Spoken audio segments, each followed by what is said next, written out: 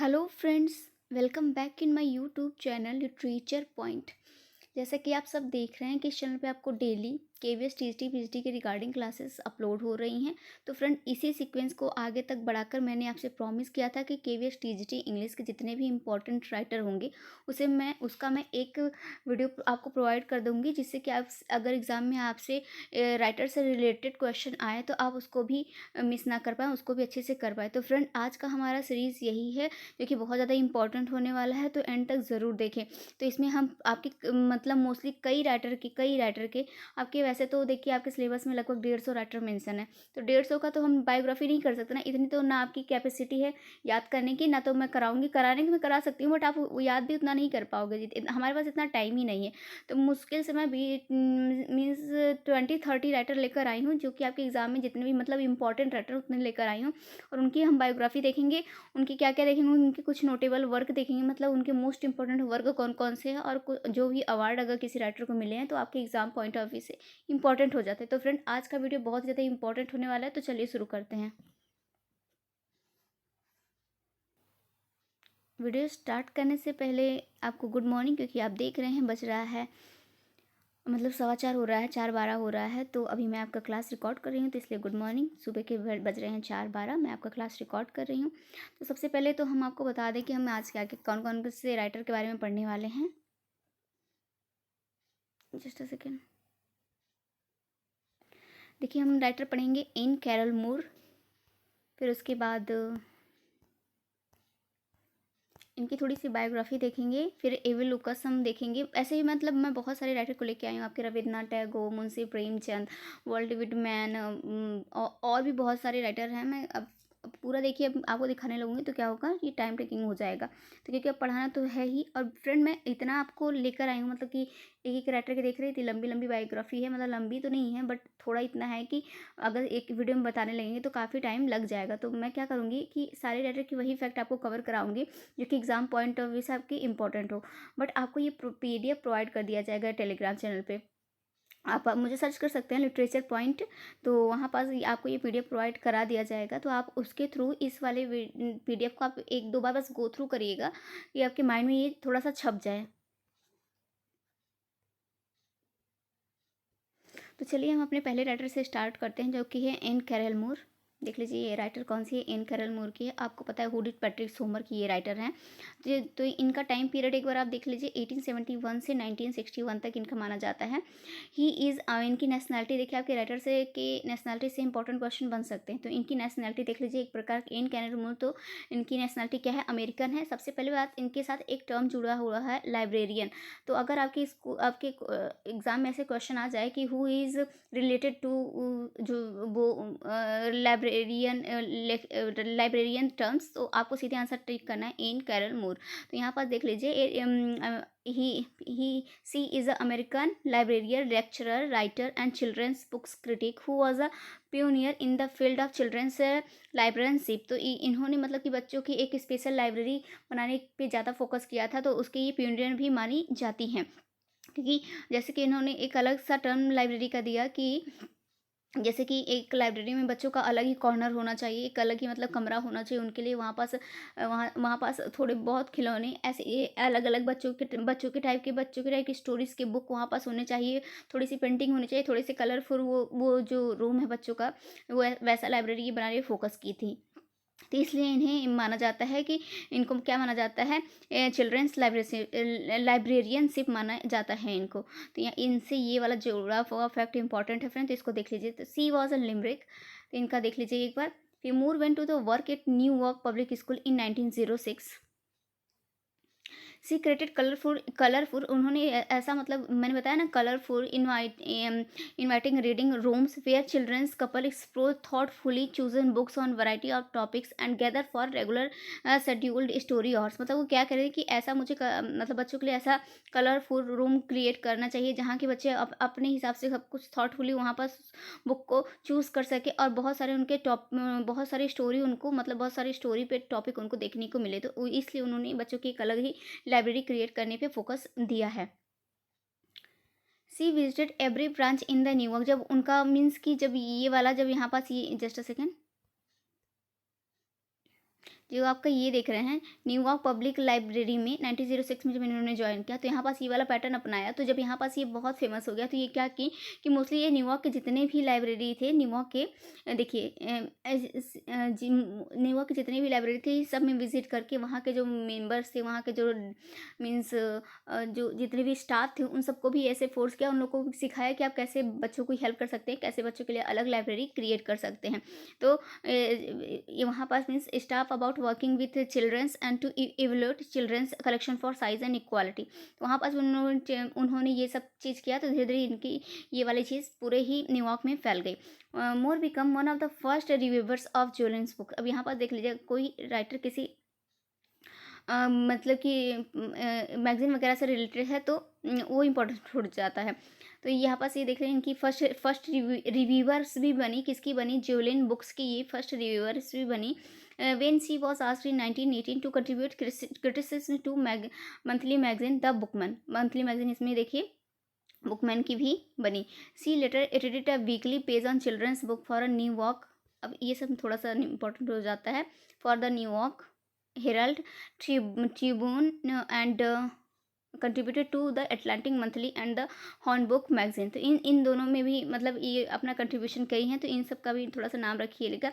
इनका दो most important other works है जो कि इसके लिए काफ़ी फेमस मानी जाती हैं, जैसे कि roads to childhood and three owls. ये इनका मोस्ट फेमस वर्क है ये दोनों ही, तो इसके लिए भी ये इंपॉर्टेंट मानी जाती है। ये भी एक प्रकार के बच्चों का ही बुक है। Books also content criticism of children's literature. Talented also Moore was a runner up. ये इनकी ये देखिए रनर अप भी रह चुकी है 1925 में Newbery medal for Nicholas. Runner up रही है, किसकी रही है, Newbery medal for Nicholas की ये रनर अप भी रह चुकी है 1925 में। फिर उसके बाद ये स्टोरी ये काफ़ी है। देखिए एक एक लाइन बताएंगे आपको ना तो टाइम लग जाएगा, तो ये सब हम आपको इस पीडीएफ में प्रोवाइड करा ही देंगे, तो आप पढ़ लीजिएगा। फिर उसके बाद यहाँ पास हम लोग और देखते हैं। अब इनका थोड़ा सा देखिए वर्क देख लीजिए। सी ऑल्सो एडिटेड, किसकी एडिटर रही हैं, तो she also edited Washington Irving's Knickerbocker's history of New York 1928। कब एडिटेड बनी इसकी, Knickerbocker's history of New York की 1928 में बनी। And the bold dragon and the ghostly tales इनका इसका देख लीजिए 1930। Wrote in appreciation for the art of Beatrix Potter and created reading list of various editions of captions pictures encyclopedia। ये हो गया इनका। और थोड़ा सा हम और भी देख लेते हैं। इनको एक देखिए रेजिना मेडल भी मिला था, इनको कब मिला था, कैथोलिक लाइब्रेरी एसोसिएशन की तरफ से मिला था, इन 1960 में मिला था, रेजिना मेडल मिला था।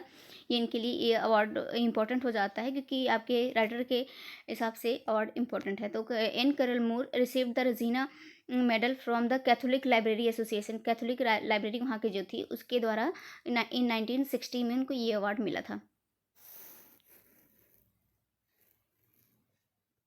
ये वाला भी इंपॉर्टेंट हो जाता है आपके। The women national book association named her the first recipient of its Constance Lindsay Skinner memorial medal. ये वाला भी इनको यहाँ पास भी मिला था, फर्स्ट रेसिपेंट उसकी रही हैं ये। इनका डाइट देख लीजिए एक बार। Moore died on January 20, 1961 in New York city में ही इनका डेथ भी हुआ था। ये हमारे फर्स्ट वाले राइटर की कंप्लीट हो गई है ना। हमारे सेकेंड राइटर आते हैं इवी लुकस। तो आपके इविल लुकस भी जो है इंपॉर्टेंट राइटर बन जाते हैं। ये आपका चैप्टर है शायद क्लास 6 का चैप्टर 5 है और डिफरेंट काइंड ऑफ स्कूल उसके राइटर हैं। तो एक बार तो इनका पूरा नाम देख लीजिए कि इनका पूरे नेम से भी आपके क्वेश्चन आ सकते हैं कि इनका फुल नेम क्या था। तो एडवर्ड वेरल लुकस इनका फुल नेम था। इनका टाइम पीरियड 1868 से 1938 था। Was a famous English essayist, biographer, novelist, poet etc. He has generally been regarded as the true successor of Charles Lamb. मतलब इनको चार्ल्स लैम का सक्सेसर भी माना जाता है क्योंकि ये चार्ल्स लैम के मतलब चार्ल्स लैम के वर्क से इतना ज़्यादा इंस्पायर थे, उनको ये काफ़ी ज़्यादा फॉलो करते थे। एट द एंड उनको फॉलो करते करते इनको चार्ल्स लैम का सक्सेसर भी माना जाने लगा। ही was a prolific writer, means कि इन्होंने बहुत ही टाइप के मतलब काफ़ी टाइप के ये राइटर माने जाते हैं, मीन्स बहुत सारी खूबियाँ इनके अंदर है एक राइटर की, तो इसीलिए इनको प्रोलिफिक राइटर भी माना जाता है। Apart from the authoritative study of Charles lamb, मतलब इन्होंने चार्ल्स लैम्ब पे बहुत ही ज़्यादा स्टडी की थी। He produce about a dozen novels, more than 30 collection of essays. अभी ये सब इंपॉर्टेंट हो जाता है कि इनके कलेक्शन कैसे क्या रहता है। सन्ड्री वर्क्स ऑफ ट्रैवल, जैसे इनका इंपॉर्टेंट देख लीजिए, सन्ड्री वर्क्स ऑफ ट्रैवल, इनको ये टोपोग्राफी लिखते थे। टोपोग्राफी में से होता है कि जैसे कि किसी ट्रेवलॉग एक प्रकार का होता है। एंड मतलब कि टोपोग्राफी मीन्स होता है किसी जोग्राफिकल एरिया के बारे में लिखना, तो इस उसको टोपोग्राफी कहते हैं। And art, 2 books of Remini science and a play he called a novels. ये अपने नॉवेल्स को क्या बुलाते थे, इंटरटेनमेंट्स बुलाते थे। तो फ्रेंड ये इंपॉर्टेंट हो जाता है कि अपने नॉवल को क्या बुलाते थे, तो ये अपने नॉवल को इंटरटेनमेंट्स बुलाते थे। मतलब ये अपने नॉवल को मोस्टली इंटरटेनमेंट के पर्पज से ही लिखते थे। इसमें कोई भी रूल, जैसे कि विक्टोरियन ईरा में बहुत ज़्यादा रूल और रेगुलेशन फॉलो किया जाता था, बट ये अपने नॉवल में नहीं फॉलो करते। ये कहते थे कि मेरा नॉवल लिखने का पर्पज़ केवल यही है कि जितने भी मेरे रीडर हैं उनको मैं एंटरटेन कर सकूँ। तो ये वाला टर्म इसके साथ जुड़ा हुआ है, देख लीजिए कौन सा, इंटरटेनमेंट्स, मतलब कि अपने नॉवल को इंटरटेनमेंट्स बुलाते थे। और ये इंपॉर्टेंट हो जाता है। ही was a keen observer of men and manners, ये मेन एंड मैनर्स के कीन ऑब्जर्वर भी माने जाते हैं। And share his pleasures amply with his readers, वो कहते हैं कि मैं केवल अपने रीडर को प्लेजर्स दिलाने के लिए ही नॉवेल लिखता हूँ। और हीज वंडर, इनका ये देख लीजिए इंपॉर्टेंट वर्क है वंडर्स। अगर एग्जाम में आ जाए कि वंडर्स किसका वर्क है, तो वंडर्स आपका सीधे ईवे लुकस का, what become a great success. जब इनका वंडर्स आया था तो इनको ग्रेट सक्सेस लेकर आया था ये वाला वर्क। फिर उसके बाद क्या देखें, हाँ इनका टाइम पीरियड देख लीजिए, मोस्टली 20th सेंचुरी के मॉडर्न पीरियड की ये राइटर माने जाते हैं। ही वॉज अ ह्यूमरिस्ट, इनके सारे ही पोएम बहुत ही ह्यूमरिस्ट वे में रहते थे। इट्स ट्रू सेंस में इनके सारे ही पोएम्स ह्यूमरिस्ट वे में ही, अपने मोस्टली पोएम्स को ह्यूमरिस्ट वे में ही लिखते थे। मतलब अपने वर्क को चाहे ऐसी को चाहे जिसको भी, ही जैसे आज mainly characterise by his urbanity, truthfulness of observation and fancy. इनके नॉवल एशिया नॉवल का थीम रहता था। इनका टाइम पीरियड देखिए 11-12 जून 1868 का इनका बर्थ माना जाता है। 26 जून 1938 को इनका मतलब इनका टाइम पीरियड है, इनका डेथ माना जाता है। वॉज बॉर्न इन, कहाँ पास इनका बॉर्न हुआ था, Eltham Kent, the second son of 4 sons and 3 daughters of Alfred Lucas and his wife देख लीजिए जेन नी ड्रूएट। इनकी वाइफ का नाम क्या है, जेन नी ड्रूएट है। Early on he worked for the Sussex daily news, ये इंपॉर्टेंट हो जाता है। सबसे पहले इन्होंने कहाँ पास जॉब किया था, द ससेक्स डेली न्यूज़ में जॉब किया था। एंड दी ग्लोब, ये ग्लोब विलियम शेक्सपियर वाला दी ग्लोब थिएटर नहीं है, एक प्रकार का ये मैगजीन है। दी ग्लोब उस टाइम का फेमस मैगजीन था, तो उसमें इन्होंने ससेक्स डेली न्यूज़ में और दी ग्लोब में इन्होंने सबसे पहले वर्क किया था। और ये वाला इंपॉर्टेंट हो जाता है, जैसे कि वर्ड्सवर्थ के साथ लेक पोएट एसोसिएट है, वैसे ही लुकेस के साथ क्वेकर बैकग्राउंड एसोसिएट है। क्वेकर बैकग्राउंड भी जैसे हमारे इंडिया में हो गया, जैसे कि कास्ट वाइज नहीं डिवाइडेशन होता कि हिंदू मुस्लिम सिख ईसाई, जैसे कि हिंदू में भी काफ़ी टाइप हो गया, ऐसे ही वहाँ पास जो क्रिश्चियन रहते थे, मतलब क्रिश्चियन क्या, वो जो ब्रिटिशर्स रहते थे वो क्रिश्चियन ही तो पूरा मानते हैं, तो उसमें भी एक मतलब क्वेकर बैकग्राउंड होता, तो वैसे ही इनका एक प्रकार का मान लीजिए कास्ट ही, तो उसमें क्वेकर बैकग्राउंड काफ़ी ऊंचा ये बैकग्राउंड नहीं था, बट काफ़ी मतलब ठीक ठाक था, तो ये क्वेकर बैकग्राउंड से रिलेटेड है। तो आपसे पूछ लेगा कि कौन से राइटर क्वेकर बैकग्राउंड से रिलेटेड है, तो आपको सीधे आंसर करना है ए.वी. लुकस। तो इनको देखिए, सबसे पहले तो इनको क्या किया गया था, बर्नाल्ड बर्टन उस टाइम के फेमस राइटर थे। बर्नाल्ड बर्टन जो थे फेमस राइटर थे, तो इनके क्विकर बैकग्राउंड के जितने भी अमीर लोग थे उन्होंने कहा कि आप बर्नाल्ड बर्टन की बायोग्राफी लिखो, क्योंकि वो इस टाइम आपके बहुत फेमस राइटर हैं, तो आप उनको प्रेज़ करने के लिए उनकी बायोग्राफी लिखो। तो उस टाइम लुकस ज़्यादा फेमस नहीं थे, तो उन्होंने बर्नाल्ड बर्टन की बायोग्राफी लिखने के लिए वो मतलब रेडी हुए, वो लिखने लगे, तो उनके थ्रू ये मिले थे चार्ल्स लैम्ब के। बर्नाल्ड बर्टन भी क्वेकर बैकग्राउंड से ही, मैंने आपको बताया कि वो भी क्वेकर बैकग्राउंड से ही थे, but Bernard Burton Charles lamb के फ्रेंड थे, तो बर्नाल्ड बर्टन के थ्रू ये चार्ल्स लैम्ब से मिलते हैं, जिसके वर्क से ये बहुत ज़्यादा इंस्पायर होते हैं और उनको बहुत ज़्यादा फॉलो करते हैं, तो इसके बाद वो चार्ल्स लैम्ब के ये सक्सेसर ही माने जाते हैं, ईवी लुकस। तो ये आप देख लीजिएगा, इसको आप पीडीएफ से पढ़ लीजिएगा, हर एक चीज़ आप पीडीएफ से अच्छे से पढ़ लीजिएगा, कुछ भी छोड़िएगा नहीं, है ना। तो और मैं देख लेती हूँ क्या क्या करना है। तो इतना इनके से देखिए बहुत ज़्यादा इंपॉर्टेंट मैंने जो भी था बता दिया कि ये बर्नल बर्टन की बायोग्राफी लिखने के लिए इनको कहा गया था। इनको चार्ल्स लैम्ब का सक्सेसर माना जाता है। ये क्वेकर बैकग्राउंड से रिलेटेड हैं।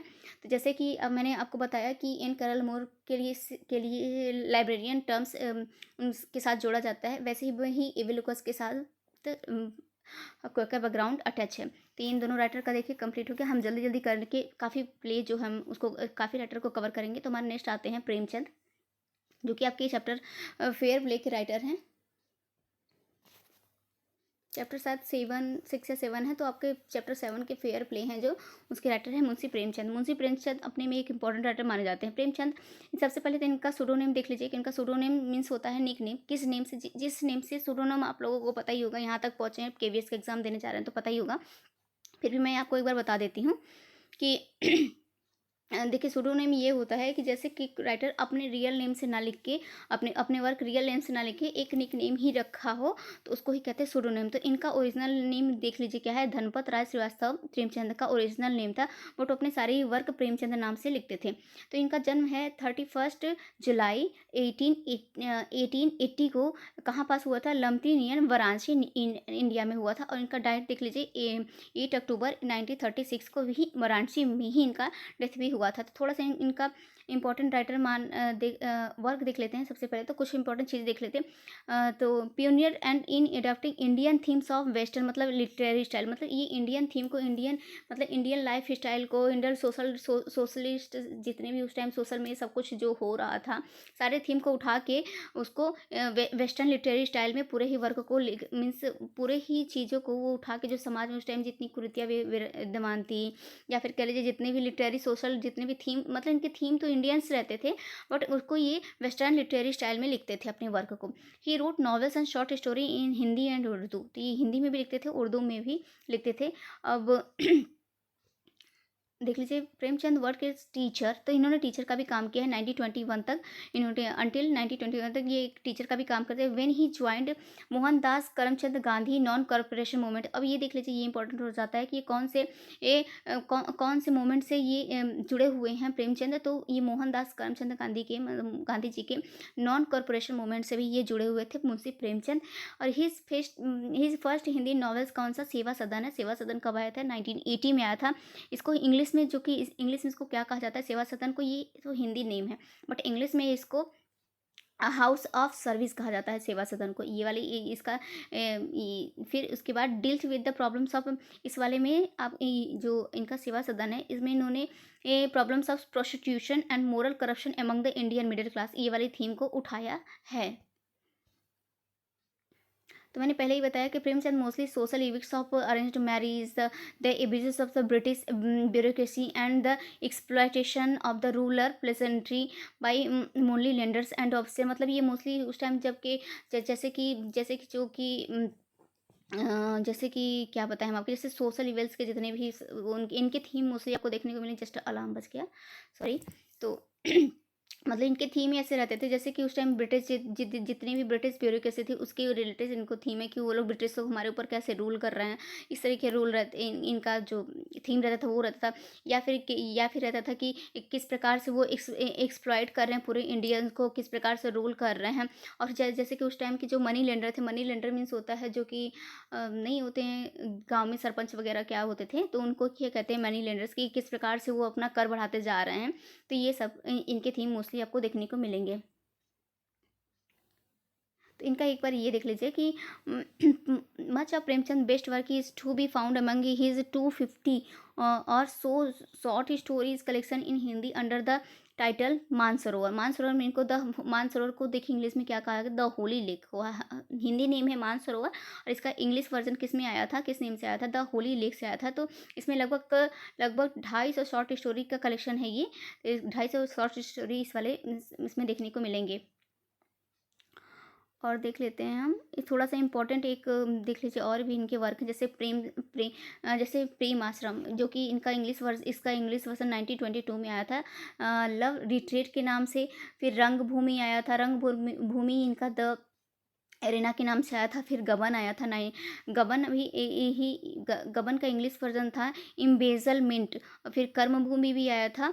फिर एंड गोदान, देखिए ये सब इंपॉर्टेंट है। गोदाम, गोदान को इंग्लिश का वर्जन था the gift of a cow. The gift of a cow बहुत इंपॉर्टेंट है आपके एग्जाम पॉइंट ऑफ व्यू से, तो अगर आपसे हो सके तो ये सब देखिए याद रखिएगा, क्योंकि 1936 में एक बार अगर ईयर याद कर सकते हैं तो याद कर लीजिएगा, क्योंकि गोदान का ईयर 1936 में बार बार रिवीजन करा देती हूँ कि गोदान 1936 गोदान 1936 द इसको इसका इंग्लिश वर्जन था द गिफ्ट ऑफ अ काऊ नाम से आया था, जो कि इंपॉर्टेंट वर्क माना जाता है। Premchand work as a teacher until 21, मैंने ये आपको बता ही दिया। और ये कौन से कॉर्पोरेशन से जुड़े हुए थे, नॉन कॉर्पोरेशन मूवमेंट से। तो यहाँ पास प्रेमचंद की इतनी बायोग्राफी काफ़ी है। तो हम नेक्स्ट बात करते हैं आपके दी बनियान ट्री के जो हैं, दी बनियान ट्री कह लीजिए या फिर टाइगर इन द जू कर लीजिए, शॉर्ट मानसून डायरी। तो ये रस्किन बॉन्ड के आपके 3-4 चैप्टर आपके सिलेबस में ऐड है 6 से लेकर 9th तक के। तो रस्किन बॉन्ड ये हमारे एग्जाम पॉइंट ऑफ व्यू से इंपॉर्टेंट हो जाते हैं, एक बार इनका देख लेते हैं। सबसे पहले तो इनका ये देख लीजिए, Ruskin Bond was born on 19 May 1934 in Kasauli, Punjab, British India. उस टाइम जो पंजाब का था, मतलब ब्रिटिश इंडिया के टाइम इनका बॉर्न हुआ था। कहाँ हुआ था? कसौली में हुआ था, पंजाब के कसौली ज़िले में हुआ था। तो कब हुआ था? 19 मई 1934 को हुआ था। To a British couple Edith Clarke and Andrew Bond के पास। इनके पेरेंट्स जो थे ब्रिटिश कपल थे, Ruskin Bond. His father serve with the Royal Air Force from 1939 to 1944। ये थोड़ा सा इंपॉर्टेंट हो जाता है। ये Ruskin was very close to his father who died of jaundice when Ruskin was 10 years old. जब ये 10 साल के रहते हैं तो इनके फादर जॉन्डिस के कारण ख़त्म हो जाते हैं। ही वेंट टू द, फिर उसके बाद कहाँ इनका थोड़ा सा स्कूलिंग कहाँ से हुई रहती है? He went to the Bishop Cotton School in Shimla from where he graduated in 1950। He loved reading and was specially influenced by the work of T.E. Lawrence. अब यहाँ पास ये देखिए आ जाता है कि किसके वर्क से इंस्पायर होकर अपना वर्क स्टार्ट किए थे। तो T.E. Lawrence, Charles Dickens, Charlotte Bronte and Rudyard Kipling के वर्क से ये बहुत ज़्यादा वहाँ पर, जब वहाँ पास पढ़ने गए थे वहाँ पास, तो जहाँ से अपना ग्रेजुएशन करने गए थे तो वहाँ से इनका वर्क पढ़ना स्टार्ट किया। वहाँ से बहुत ज़्यादा ये इंस्पायर होते हैं, तो ये भी अपना वर्क लिखना स्टार्ट कर देते हैं। So he turn to writing as well as own several writing. तो अदर इम्पॉर्टेंट फैक्ट्स एक बार देख लेते हैं। रस्किन बॉन्ड नेवर मैरिड, उन्होंने कभी शादी नहीं की थी। He lives with his adopted family in Mussoorie. तो एक ये वाला इंपॉर्टेंट हो जाता है कि रस्की जो भी मतलब एक इनका कैरेक्टर है रस्टी, एक फिक्शनल कैरेक्टर है जो कि रस्किन बॉन्ड सॉरी, जो कि रस्किन बॉन्ड द्वारा क्रिएटेड किया हुआ एक फिक्शनल कैरेक्टर है रस्टी। बहुत ही आपके एग्जाम पॉइंट ऑफ व्यू से बहुत ज़्यादा इंपॉर्टेंट हो जाता है, क्योंकि मोस्टली इनके कई नॉवेल्स ऐसे देखने को मिलेंगे जिसका जिसका जिसका प्रोटोगोनिस्ट कौन है? रस्टी है। Rusty is an 16 years old Anglo Indian boy living in Dehradun. Rusty was a created by Ruskin Bond to write stories. ये कोई रियल का कैरेक्टर फ्रेंड नहीं है, मैं पहले ही बता दूँ। एक ये जो रस्टी है फिक्शनल कैरेक्टर है, was created by Ruskin Bond to write stories about his own past. मतलब ये अपने पास्ट को लिखने के लिए जितने भी एक प्रकार के जितने भी ऑटोबायोग्राफिकल पास्ट मीन्स वे में और अपने पास्ट को लिखते थे, उसको किस नाम से लिखते थे, उसका प्रोटोगोनिस्ट कौन रहता था? रस्टी नाम का एक 16 ईयर का लड़का रहता था, जो कि कौन था? एंग्लो इंडियन था। फिर इसका हिज फर्स्ट बुक उनका देख लीजिए, the room of the roof है, जिनका फर्स्ट बुक किसी राइटर का फर्स्ट बुक मेंशन है तो आपके एग्जाम पॉइंट ऑफ व्यू से फ्रेंड इंपॉर्टेंट हो जाता है। The room on the roof है which he wrote the age of 17। The room on the roof को ही 17 जब 17 साल के थे तब लिखे थे। Was a semi autobiographical story with rusty being the protagonist. तो रस्टी इस वाले में the room on the roof में का प्रोटोगोनिस्ट कौन है? रस्टी है।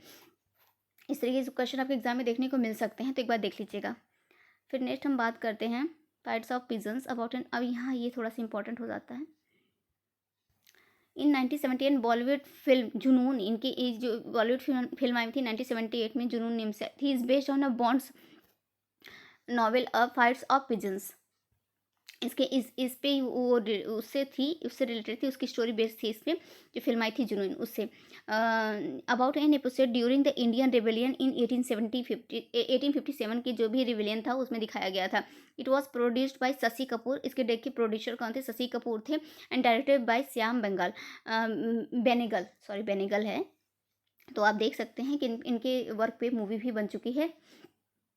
और जो रस्टी का कैरेक्टर था उसके उसके नेम को लेके दूरदर्शन टीवी पे एक एक सीरीज़ भी आता था। कौन सा उस किस क्या नाम था, एक था रस्टी नाम से, दूरदर्शन पे एक सीरीज़ भी आता था। जितने भी रस्टी की स्टोरीज़ ये लिखे थे उन सबको मिला के, सबको अडॉप्ट करके एक सीरीज़ आता था दूरदर्शन टीवी पे। अब इनको देख लीजिए, और भी हैं, जैसे कि इनको और भी हैं लेकिन बट इतना इम्पोर्टेंट था। In 2005 the Bollywood director Vishal Bhardwaj made a film based on his popular novel for children the blue umbrella पे विशाल भारद्वाज ने भी एक मूवी बनाई। The movie won the national film award for the best children film. इस movie ने best children film के लिए national award भी जीता है। और उसके बाद इनका एक और इनकी मूवी, इनके इनके नॉवल पे बेस्ड काफ़ी मूवीज़ आ चुकी हैं, जैसे सात कुन माफ भी आया था इनके मूवी नॉवल पे। ये बेस किसके पे बेस्ड था, सुसैना सेवन हस्बैंड पे। इनके नॉवल का नाम है सुसैना सेवन हस्बैंड, और इसी का पूरा थीम या फिर स्टोरी को उठा के विशाल भारद्वाज ने अपनी मूवी बनाई थी सात खून माफ, जो कि आई थी 2011 में आई थी। देन हम बात करते हैं, और भी इनकी है, मैंने बता ही दिया।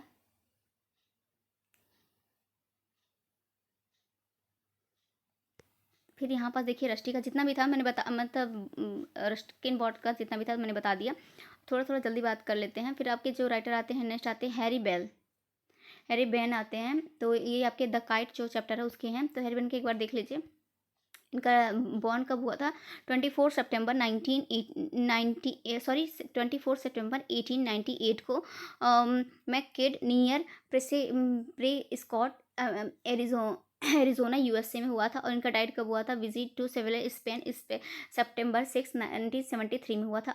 ये एक अमेरिकन स्क्रीन राइटर थे, पेंटर थे, फोटोग्राफर थे, राइटर थे and translator of prose and poetry specially for children's. मतलब कि चिल्ड्रेंस के ज़्यादातर वर्क को ट्रांसलेट करते थे।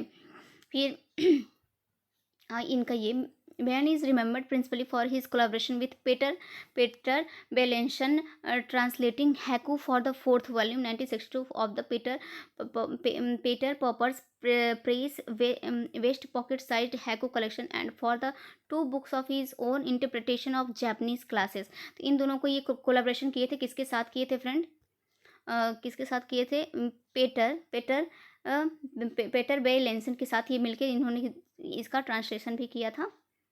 नेक्स्ट हम बात करते हैं, ये इंपॉर्टेंट देख लीजिएगा। क्रिकेट सॉन्ग इनका आया था 1964 में।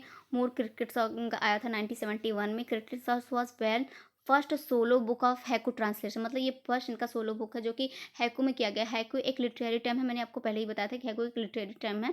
तो उसका ये इनका फर्स्ट ट्रांसलेशन आया था, कब आया था, क्रिकेट सॉन्ग वॉज बैन, मतलब क्रिकेट सॉन्ग ये वाला 1964 वाला cricket songs was ban first solo book of haiku translation. तो यहाँ पास इनका काफ़ी हो गया।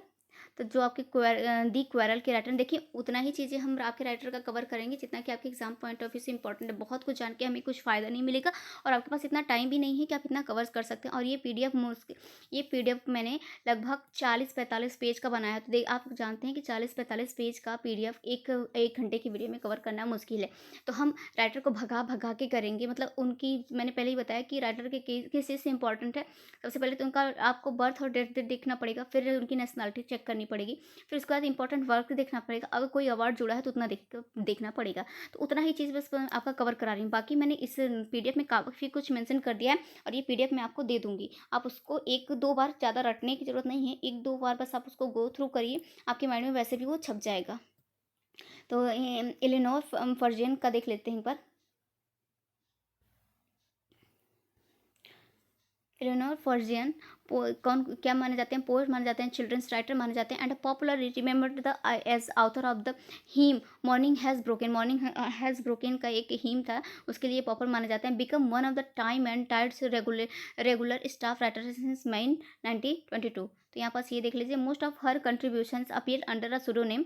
इनका सूडोनेम किस नाम से यूज़ करते थे अपना सूडोनेम, चिमायरा नाम से इसका, हाँ चिमायरा ही तो बोलेंगे। Chimaera include the weekly crowd topical verse features which run for nearly 10 years। तो यहाँ पास आप इनका देखिए सूडोनेम इंपॉर्टेंट हो जाता है इनका, तो आप इनका सूडोनेम याद रखिएगा। इनका सुडोनेम क्या है। तो एक बार Farjeon Farjeon writers for time and tide in mark by her strong socialist conviction and injected a radius poetics to the paper that sometimes run counter to its editorial line.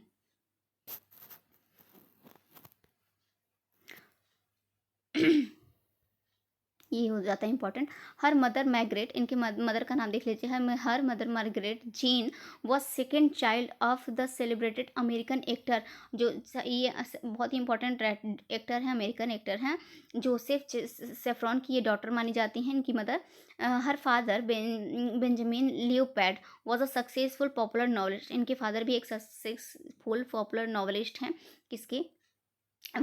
फर्जियन के फादर। इनके दो भाई, her two younger brothers Joey and Herbert also become writers, while her eldest brother Harry taught music at the Royal Academy। इनके जो दो brother थे वो तो मीन्स वो भी राइटर थे, बट एक एल्डेस्ट ब्रदर थे हैरी थे, जो कि रॉयल अकेडमी में क्या करते थे, म्यूज़िक टीच करते थे, टॉट करते थे, मीन्स सिखाते थे। तो यहाँ पास ये सब छोड़ दीजिए।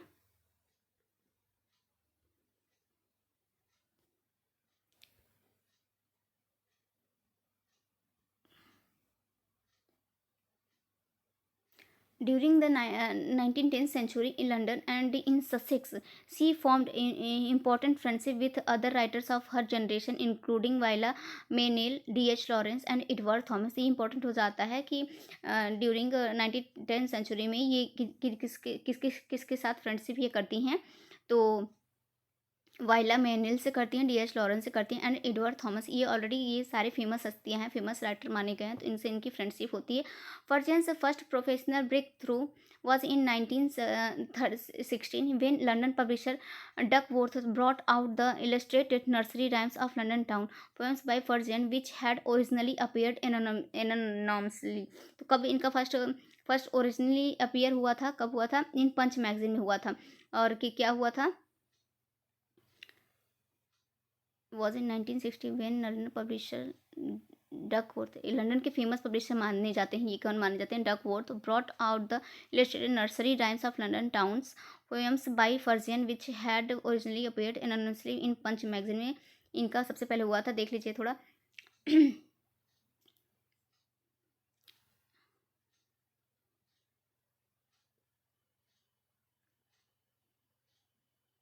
इनका एक बार सूडो नेम देख लीजिए। सूडो नेम आपके एग्जाम पॉइंट ऑफ व्यू से इंपॉर्टेंट होता है। टॉम फुल इनका सूडो नेम है ना।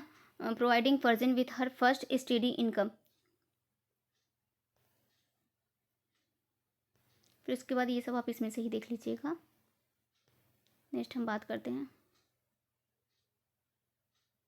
एक बार इनका डेथ देख लीजिए। After his death in 1949 entered a new relationship with an actor. नहीं, इनका डेथ नहीं है, इनकी वाइफ का, इनका जिनका अफेयर चल रहा था उनसे है। ये है इनका death, sorry. Farjeon died at the home in Hampstead on 5 June 1965।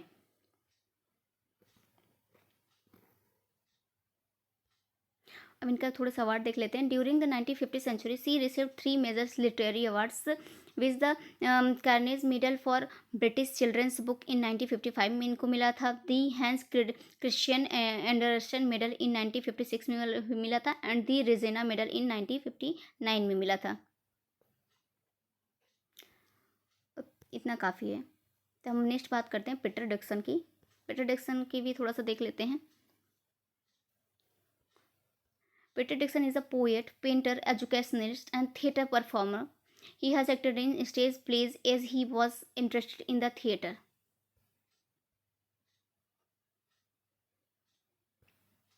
इनके पोएट्री की कलेक्शन देख लेते हैं। For children during growth your own poems, children grow your own poems, lost property box, the colour of my dreams, the tortoise had a mighty roar, I'd like to be a tea bag, shadow collector, Grand Prix, and most recently Penguin in Freeze 2001, or Macmillan. तो इतने ही important इनके थे। फिर उसके बाद he has also work as a teacher and lecturer. ये थोड़ा सा लाइन इंपॉर्टेंट हो जाता है। He has also work as a teacher and lecturer. Next हम बात करते हैं, डिक्सन जो माने जाते हैं कि स्कूल टाइम में ये बहुत ही स्लो लर्नर थे, बहुत ही स्लो लर्नर थे। He found it very difficult to read, उनको पढ़ने में बहुत ज़्यादा प्रॉब्लम होती है। स्पेल एंड प्रोनाउंसिएशन वर्ड, किसी भी स्पेलिंग को प्रोनाउंसिएट करने के लिए उनको बहुत ज़्यादा डिफिकल्टी होती थी। He was also weak in grammar, also he was criticise but every one for this. He started writing poetry at a very young age, but he wrote poems privately and kept it hidden at the early stage. His poems went on to make a huge impact on everyone around him and earn him appreciation. तो I hope आपको समझ में आया होगा। Where do all the teachers go, इनका आपका chapter है where do all the teachers go, is a 6 stanza poem. ये जो आपका चैप्टर है where do all the teachers go, just a second friend, ये इसके राइटर माने जाते हैं पीटर डिक्सन, जो राइटर माने जाते हैं where do all the teachers go. आपका इनका आपके सिलेबस में इनका ये चैप्टर भी है जो कि 6 स्टैंजा में लिखा गया है। Which a little child wondering whether a teacher, मतलब बहुत ही ये मतलब एक प्रकार का वंडरिंग बच्चों को दिखाया गया कि सारे टीचर स्कूल से छूटते हैं तो वो जाते कहाँ हैं। This is a different types of species are similar to him, he wonders whether he lives like them are do all activities, मतलब वो इसमें दिखाया गया है कि बच्चे किस प्रकार से चकित रह जाते हैं कि जब टीचर स्कूल से छूटते हैं तो वो कहाँ जाते हैं, क्या वो भी नॉर्मल पीपल की तरह अपनी लाइफ स्पेंड करते हैं, क्या भी वो भी अपना मीन्स कि नोजी साहब करते हैं, वो भी हमारी तरह पैजामे पहनते हैं, वो भी किसी से डांट सुनते हैं। तो इस प्रकार का थीम इस वाले चैप्टर में लिया गया है। Where do all the teachers go, ये आपका चैप्टर का नेम है। तो नेक्स्ट हमारा बात आता है द वंडरफुल वर्ड्स, लिखा गया है राइटर मैरी ओ नील के द्वारा। थोड़ा सा इनका भी देख लेते हैं। सबसे पहले तो इनका टाइम पीरियड देख लेते हैं। 3 अगस्त को इनका बर्थ हुआ था 1879 में, उनका जो डेथ हुआ था 1967 में हुआ था। Was an Irish poet and play right, इनकी नेशनलिटी आप देखिए इंपॉर्टेंट हो जाती है, ये एक इरिश पोएट और प्ले राइट माने जाती हैं। सी अटेंडेड द डोमिनिशियल कन्वेंट, इनकी स्कूलिंग यहाँ देख लीजिए कहाँ से हुई है, Dublin, before enrolling in the Metropolitan School of Art from 1898 to 1903. In 1900 she won the Year's Prize in the School of Art. School of Art की तरफ से इनको 1900 में Year's Prize भी मिला था। सबसे पहले इन्होंने अपना जो करियर चूज़ किया था एज अ टीचिंग चूज़ किया था। As she is listed on the college register as the teacher in training from 1901 the wonderful words writing Mary O'Neill. इनका ये कलेक्शन आया था 1901 में आया था, इनका दी वंडरफुल वर्ड्स कलेक्शन आया था। इतना ही इनके से तो इतना ही इम्पोर्टेंट है।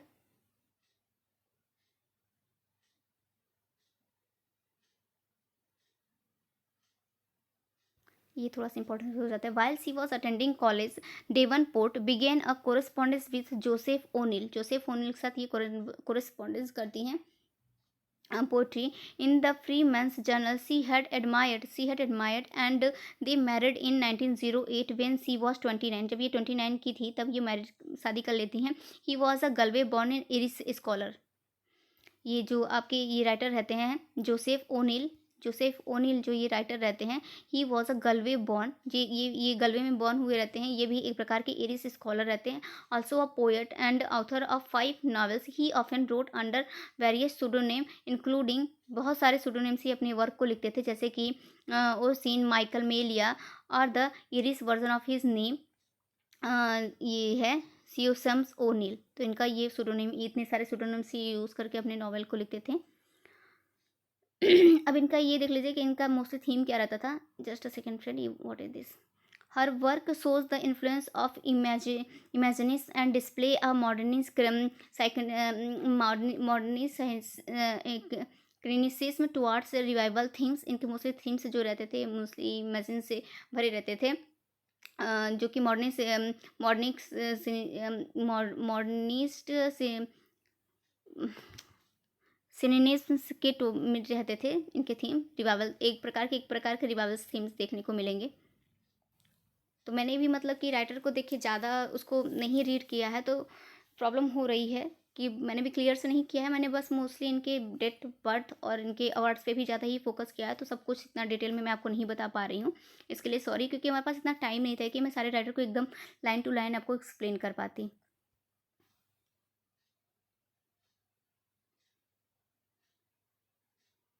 ये इंपॉर्टेंट हो जाता है इनका। She occasionally contributed primary modernist places and poetry to the Dublin magazine. तो ये डबलिन मैगजीन के लिए एक कंट्रीब्यूशन भी करती थी। तो आपके मैगजीन इंपॉर्टेंट हो जाते हैं कि कोई राइटर किसी मैगजीन में कोई कंट्रीब्यूशन कर रहा है, एडिटर है, तो वो इंपॉर्टेंट हो जाता है। तो ये देख लीजिए, द डबलिन मैगजीन में ये क्या करती थी, थोड़े से कंट्रीब्यूशन भी अपनी करती थी वर्क को। The Irish Times and the Bell में भी करती थी। She held close friendship with major Irish poet like WB Yeats। आपके WB Yeats आपके चैप्टर में मेंशन है, मतलब कि आपकी ये भी इंपॉर्टेंट राइटर है, उसको भी हम आगे भी करवाएंगे। तो ये देखिए इनका क्लोज फ्रेंडशिप किसके किसके साथ रहा है। इरिश पोएट, WB Yeats भी इरिश पोएट्स हैं। जॉर्ज रशल के साथ एंड ऑस्टिन क्लर्क के साथ इनकी फ्रेंडशिप रही। Many of her husband's friends, मतलब इनके हस्बैंड के जितने फ्रेंड्स थे मोस्टली इनके उसके साथ भी इनका फ्रेंडशिप रहा। Disapproved of her modern and uncultural ideas, but she was popular with the रेदगर group who attended George Russell Sunday salons. After a few years O'Neill established her own saloon refers to as Thursday at Home, attended by Russell, Pedrick, Callum, WB Yeats, Richard Irving Best, Frank O'Connor, Francis Stewart and Iseult Gone। इसके बाद इनका ये death देख लीजिए एक बार। She died in 1967 in Dublin. इनका जो word आया था जी, ये जो इनका वर्क है the wonderful words by Mary O'Neill is an 18 lines poem in which the poet talks about the importance of words in the world. Further he phrase English language and advise the readers, what is this, readers to learn it. So मतलब इसमें जो इनका work है, इन्होंने बताया है कि words बहुत ज़्यादा खूबसूरत हो सकते हैं, बस आपको उनको बोलने का तरीका चाहिए। अगर आपके पास वर्ड्स ही नहीं रहेंगे तो आप अपने फीलिंग को दूसरों के सामने व्यक्त ही नहीं कर पाएंगे। द वंडरफुल वर्ड्स मैंने बहुत अच्छे से आपको पढ़ाया हुआ है। इस प्रकार से जो हमारी राइटर रहती हैं वो कहती हैं कि आपको, अगर आपको अपनी अपनी कोई थॉट को दूसरों से शेयर करना है तो आपको वर्ड्स की ज़रूरत पड़ेगी। और इंग्लिश वर्ड तो बहुत ही अच्छा है, उसको तो आप आराम से ईजिली सब कुछ पढ़ सकते हैं। इसलिए ये मोस्टली इंग्लिश लैंग्वेज को प्रेज करते हुए कहते हैं, या फिर एडवाइस करते हुए कहते हैं, the readers to learn it's so that we may be able to express our thoughts. कहते हैं कि इंग्लिश के माध्यम से हम अच्छे से अपने थॉट्स को एक्सप्रेस करते हैं। Finally he says that we should use beautiful word to express our thoughts because they are the food और ड्रेस ऑफ आवर थॉट्स। मतलब वो कहते हैं कि हमारे हमारे थॉट को कोई अगर फूड और ड्रेसअप दे सकता है, कोई हमारे थॉट को दूसरों के सामने प्रेजेंट कर सकता है, तो वो कुछ और नहीं, वर्ड ही है। इसलिए मैं वर्ड को बोलने में बिल्कुल भी हिचकिचाना नहीं चाहिए। तो नेक्स्ट हमारे राइटर आते हैं, आपके जो वेकेशन चैप्टर है उसके राइटर आते हैं रविन्द्रनाथ टैगोर। अपने में एक मोस्ट इंपॉर्टेंट राइटर है आपके एग्जाम पॉइंट ऑफ व्यू से। तो थोड़ा सा इनका देख लेते हैं, थोड़ा थोड़ा ही देखेंगे क्योंकि ऑलरेडी इनका मैंने काफ़ी कुछ ऐड कर दिया है।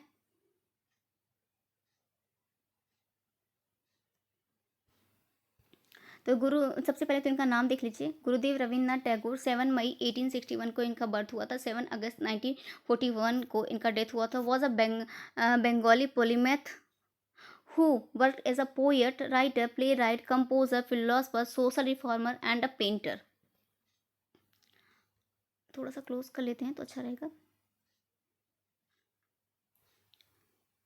Next, he he reshaped Bengali literature. He reshaped Bengali literature and music as well as Indian art with the contextual modernism in the late 19th century, late 19th and early 20th century. Author of the profoundly sensitive, fresh and beautiful poetry of Gitanjali. इनका most famous work ये माना जाता है Gitanjali. He became in 1913 the first non European and the first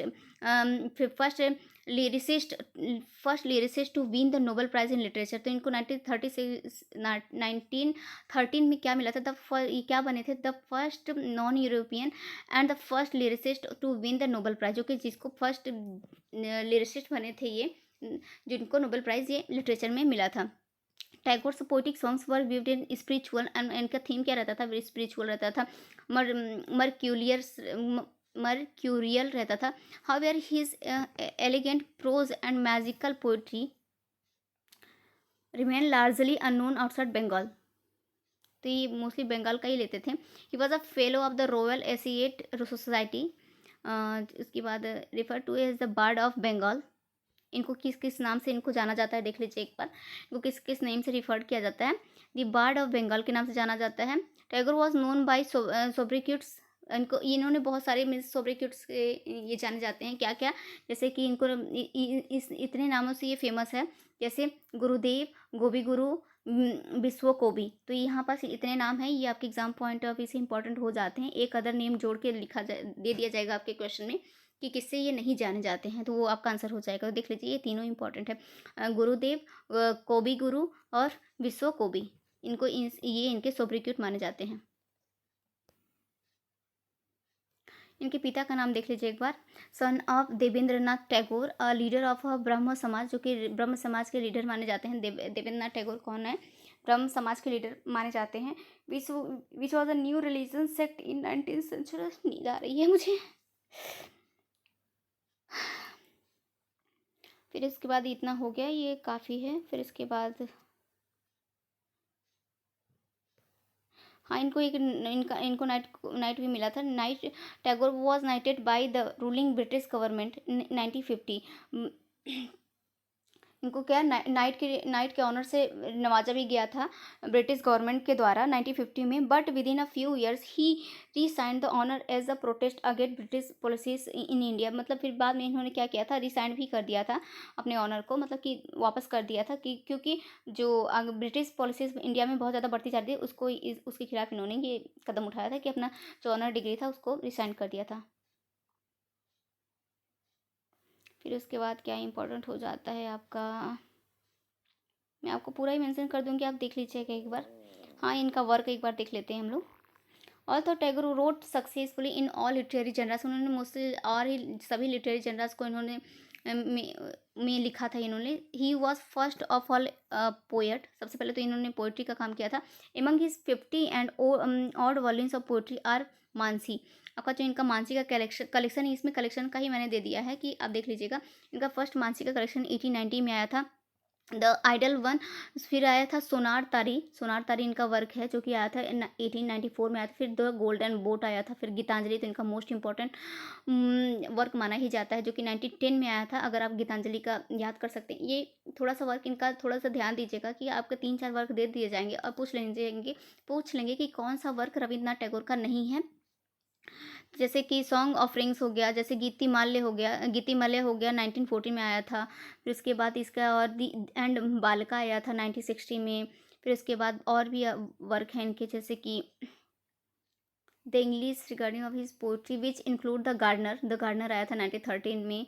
फिर the fugitive इनका important fund माना जाता है। दी फ्यूजिटिव 1921 में आया था।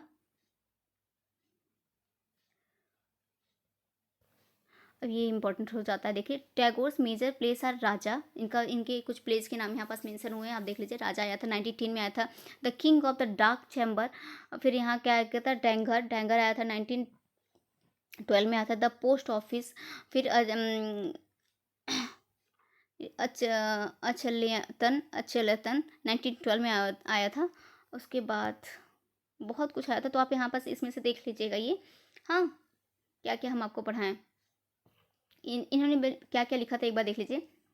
Beside these he wrote musical dramas, dance dramas, essays of all types, travels, diaries, and two autobiographies, one in his middle years and the other story before his death in 1941. Tagore also left numerous drawing and paintings and songs for which he wrote the music himself. ये आपका important हो जाता है। तो next हम बात करते हैं गल्सवर्दी की। ये भी आपके एग्जाम पॉइंट ऑफ व्यू से राइटर इंपॉर्टेंट है, देख रहे हैं। अभी हमारा बहुत सारा राइटर बचा हुआ है, हम लगता है कुछ ज़्यादा ही डिटेल में कर लिए। वैसे मैं डिटेल में तो आपको कुछ भी नहीं कराई हूँ, जल्दी जल्दी बस भगा भगा के मैं आपको पढ़ा रही हूँ कि जल्दी हमारे 1 घंटा में काफ़ी कुछ कवर हो जाए, है ना।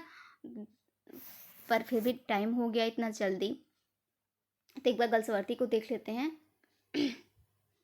अभी मुझे आपका एक वीडियो और भी अपलोड करना है, मैं जल्दी उसको लेकर आ रही हूँ। क्लास 8 की आपकी पोट्री वाला सेक्शन बचा रह गया था। मुझे लगा कि मैं वो अपलोड करती हूँ, बट मैं अपलोड नहीं कर पाई थी उसको। जो क्लास 8 का पोट्री वाला सेक्शन था वो उसको अपलोड नहीं कर पाई हूँ। तो ये वाला वीडियो कंप्लीट हो जाए तो उसको भी मैं आपको जल्दी ही अपलोड कर देती हूँ। फिर उसके बाद मैं आपका एक शॉर्ट सा सेशन लूँगी, 10 मिनट का सेशन लूँगी। उसमें मैं बताऊँगी कि अब लास्ट के 3 दिनों में आप क्या तैयारी करें कि आपका एग्जाम क्वालिफाई हो जाए। तो उसको भी आप ज़रूर देख लीजिएगा। सबसे पहले तो हम गर्ल्स वर्दी को कर लेते हैं। तो आपके वर्क में क्वालिटी नाम का चैप्टर मेंशन है, जो कि गर्ल्स वर्दी द्वारा लिखा गया है। क्वालिटी नाम का चैप्टर मेंशन है, जो कि गर्ल्स वर्दी द्वारा लिखा गया है। इनका टाइम पीरियड एक बार देख लीजिए आप, 1867 से 1933 1933 was educated at the harrow and studied. इनका स्कूलिंग इंपॉर्टेंट हो जाता है, harrow and studied law at the new college. तो इन्होंने लॉ की डिग्री ली थी न्यू कॉलेज से, ऑक्सफोर्ड से। He travelled widely and at the age of 28 began to write. 28 की एज में इन्होंने अपना राइटिंग करियर स्टार्ट कर दिया था। At first for his own admission, his first stories were published under the pseudonym. इनका सुडोनेम बहुत ज़्यादा इंपॉर्टेंट है, हमेशा आपके यूपी टीएसटी पीएचडी में पूछा ही जाता है। तो सुडोनेम एक बार इनका देख लीजिए, जॉन सेंट जॉन नेम से अपना सुडोनेम लिखते थे। इस स्टार्टिंग में वो अपना 3-4 प्ले इसी नेम से पब्लिश करवाए थे। लेटर वर विदड्रॉन, उसके बाद ये अपना रियल नेम 3-4 बार पब्लिश करवाने के बाद ये अपने रियल नेम से पब्लिश करवाने लगे थे। He consider the island presses, अब देख लीजिए, he consider the island presses 1904 में आया था the island prices. Is first important work as a novelist. Galsworthy is cheaply known for his roman fleuve the Forsyte saga. The Forsyte saga इनका बहुत important work है friend. The Forsyte saga इनका बहुत ही ज़्यादा इंपॉर्टेंट वर्क है, मतलब ये फोरसाइट सागा की वजह से बहुत ज़्यादा फेमस माने जाते हैं। The first novel of his vast work appeared इन 1906 में, जो कि इसका एक बहुत ही मतलब कि कई पार्ट में ये डिवाइड है। तो ये जो कि कब आया था, 1906 में आया था। The man of property was a harsh criticism of the upper middle class. The man of property को में इन्होंने अपर क्लास की पूरी एक स्टोरी को क्रिटिसिज्म किया है। जो गर्ल्सवर्दी फिर ओन, जो कि गर्ल्सवर्दी खुद उसी अपर क्लास से ही बैकग्राउंड से खुद भी बिलोंग करते थे, बट इन्होंने द मैन ऑफ प्रॉपर्टी में अपर क्लास को ही क्रिटिसिज्म किया है। फिर उसके बाद इसका आ जाता है,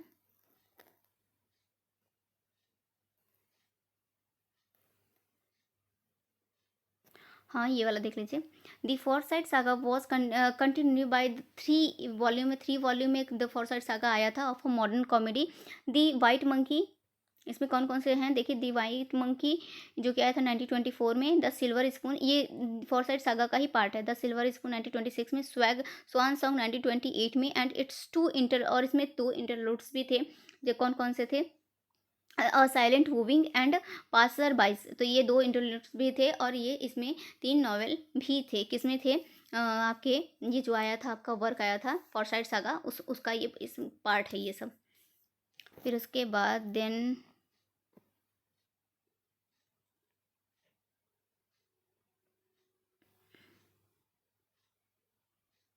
और इनके जो मोस्टली थीम रहते थे फ्रेंड, ये सोशलिक थीम रहते थे इनके। अब जो मोस्ट इंपॉर्टेंट वर्क हैं ये देख लेते हैं हम थोड़ा सा।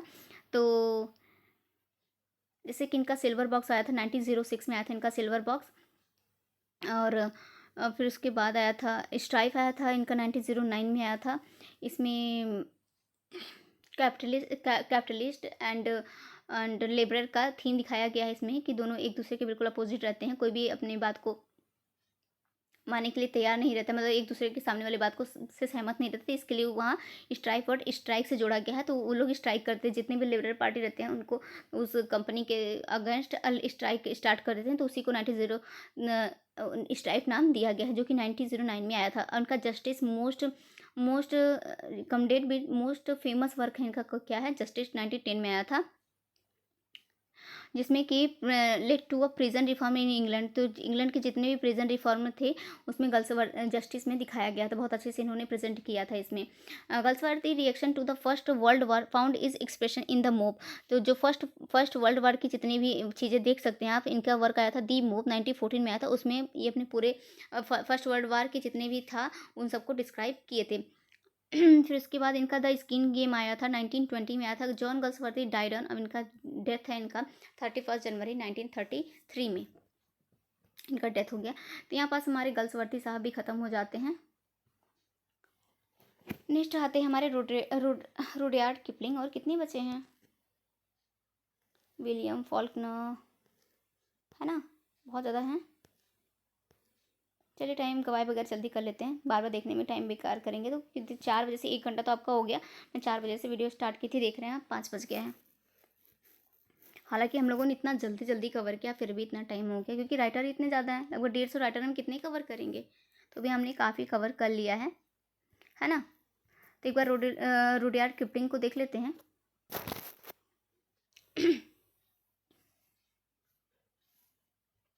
रुडयार्ड किपलिंग 1865-1935, इनका टाइम पीरियड कब है। Was born in Bombay, Bombay में इनका जन्म हुआ था, but educated in England at the United service college western bo bite board in 1882। He return to India, 1882 में ये इंडिया रिटर्न हो गए थे। Where he work for Anglo Indian newspaper, जहाँ पास ये एंग्लो इंडियन न्यूज़पेपर के लिए वर्क करते हैं, काम करते हैं। His literary career began with departmental duties 1886, but subsequently he became chiefly known as a writer of short story. Mostly ये राइटर जो माने जाते हैं, शॉर्ट स्टोरी के राइटर माने जाते हैं। Prolific writer, he achieved fame quickly, इनको तुरंत ही मतलब फेम मिल गया था। He Kipling was a poet of British empire and its human the common soldier home he glorified in many of his work. अब इनके थोड़े से वर्क देख लीजिए आप। इन पर्टिकुलर इनका वर्क है plain tales from the hills, 1888 में आया था। एंड सोल्जर्स 3, एंड मतलब सोल्जर्स 3 1888 में ये भी आया था। Collection of short story with रफली and the affectionately drawn soldiers portraits, इन पूरे सोल्जर्स की पोर्ट्रेट्स को इस वाले कलेक्शन में दिखाया गया है। 3 सोल्जर्स में आया था, दिखाया गया है, जो कि 1888 में आया था। उसके बाद इनका हीज बैरेक्स रूम बैलेड है एक प्रकार का, 1892 में आया था। Written for the H much H about the common soldier, इसमें भी कॉमन सोल्जर के बारे में इन्होंने बहुत अच्छे से प्रेजेंट किया है। नेक्स्ट हम बात करते हैं इनका सेकंड, जब द सेकंड जंगल बुक आया था 1895 में आया था। फिर द सेवन सीज 1896 में आया था। और इनके इंपॉर्टेंट राइटर हो जाते इंपॉर्टेंट वर्क हो जाते हैं, जैसे पक ऑफ बुक्स हिल इनका बहुत इंपॉर्टेंट वर्क है, 1906 में आया था। फिर एक्शन एंड रिएक्शन भी इनका इंपॉर्टेंट वर्क है, 1909 में आया था। नेक्स्ट हम बात करते हैं during the first world war Kipling wrote some propagandas book, मतलब कुछ प्रोपोगंडास बुक पीस इन्होंने लिखे थे। इसका थीम ये प्रोपोगंडा रखे थे, बुक्स नहीं। His collected poems appeared in 1933। इनको बहुत सारे ऑनर डिग्री भी मिले थे, कौन कौन से मिले थे देख लेते हैं एक बार। इन 1926 में ही received the gold medal of the royal society of literature, royal society of literature की तरफ से इनको 1926 में एक गोल्ड मेडल भी मिला था। Which only Scott Meredith and Hardy had been awarded before him. और इसके पहले बस इसके मतलब कि इसके पहले केवल कौन कौन इस वाले लिटरेचर से अवार्ड किया गया था, स्कॉट किए गए थे, मेरेडिथ किए गए थे, और हार्डी किए गए थे इस वाले अवार्ड से, जो कि इनको नवाजा गया था रॉयल सोसाइटी ऑफ लिटरेचर की तरफ से गोल्ड मेडल इनको नवाजा गया था 1926 में। तो हमारे ये वाले भी रुडयार्ड किपलिंग से भी जितने भी इंपॉर्टेंट फैक्ट बन सकते थे वो मैंने आपको कवर करा दिए हैं। थोड़े से इंपॉर्टेंट फैक्ट इनको देख लीजिएगा आप, क्योंकि ये इंपॉर्टेंट हो जाते हैं। जैसे पक ऑफ बुक्स हिल्स 1906 में, दी सर्वेंट और डॉग, ये दी सर्वेंट और डॉग बहुत इंपॉर्टेंट है। एंड इतना काफ़ी है, इतना काफ़ी है। तो हम बात कर लेते हैं विलियम फॉल्कनर की। ये अपने में बहुत इंपॉर्टेंट राइटर हैं, यूपी पीएचडी के हिसाब से तो बहुत ही ज़्यादा इंपॉर्टेंट राइटर है, बट इसको थोड़ा सा ही हम कवर कराएंगे। आपका जो विलियम फॉल्कनर का आया था, just a second, William Faulkner का कौन सा वर्क है आप में याद नहीं आ रहा है मुझे, कि इनका वर्क आप में है द क्लास 7th का है ये, वो जो आपका सप्लीमेंट्री नहीं बुक है, क्लास 7 का supplementary book the bear story, एक प्रकार का ये नॉवलेट है। तो उसी के राइटर हैं आपके विलियम फॉल्कनर, जो कि आपके मेंशन है। हालांकि ये राइटर बहुत इंपॉर्टेंट है यूपी पीएचडी के अकॉर्डिंग। तो इनका टाइम पीरियड देख लीजिए एक बार, 1897 से 1962 है। Who came from an old southern family, grew up in Oxford Mississippi. तो इनका देख लीजिए कहाँ से ये आए थे, ग्री अप इन ऑक्सफोर्ड मिसिसिपी से आए थे। He joined the Canadian and later the British royal air force during the first world वार। इनको फर्स्ट वर्ल्ड वार में यहाँ पास ये ज्वाइन किए थे, रॉयल एयरफोर्स को ज्वाइन किए थे। Study for a while at university of Mississippi, university of Mississippi से अपना ग्रेजुएशन भी कंप्लीट किए। And temporary work for a New York book store, फिर उसके बाद इन्होंने न्यूयॉर्क के बुक स्टोर में एंड न्यू ऑर्लियस न्यूज़पेपर के लिए इन्होंने काम भी किया, न्यू वॉक के ये book store and New Orleans newspaper के लिए इन्होंने काम किया। Except for the some trips of Europe and Asia and a few brief stage in Hollywood as a scripture, इस ये एक प्रकार की स्क्रिप्चर भी रहे हैं। He worked on his novels and short story on a farm in Oxford. In an attempt to create a saga of his own, Faulkner has invented a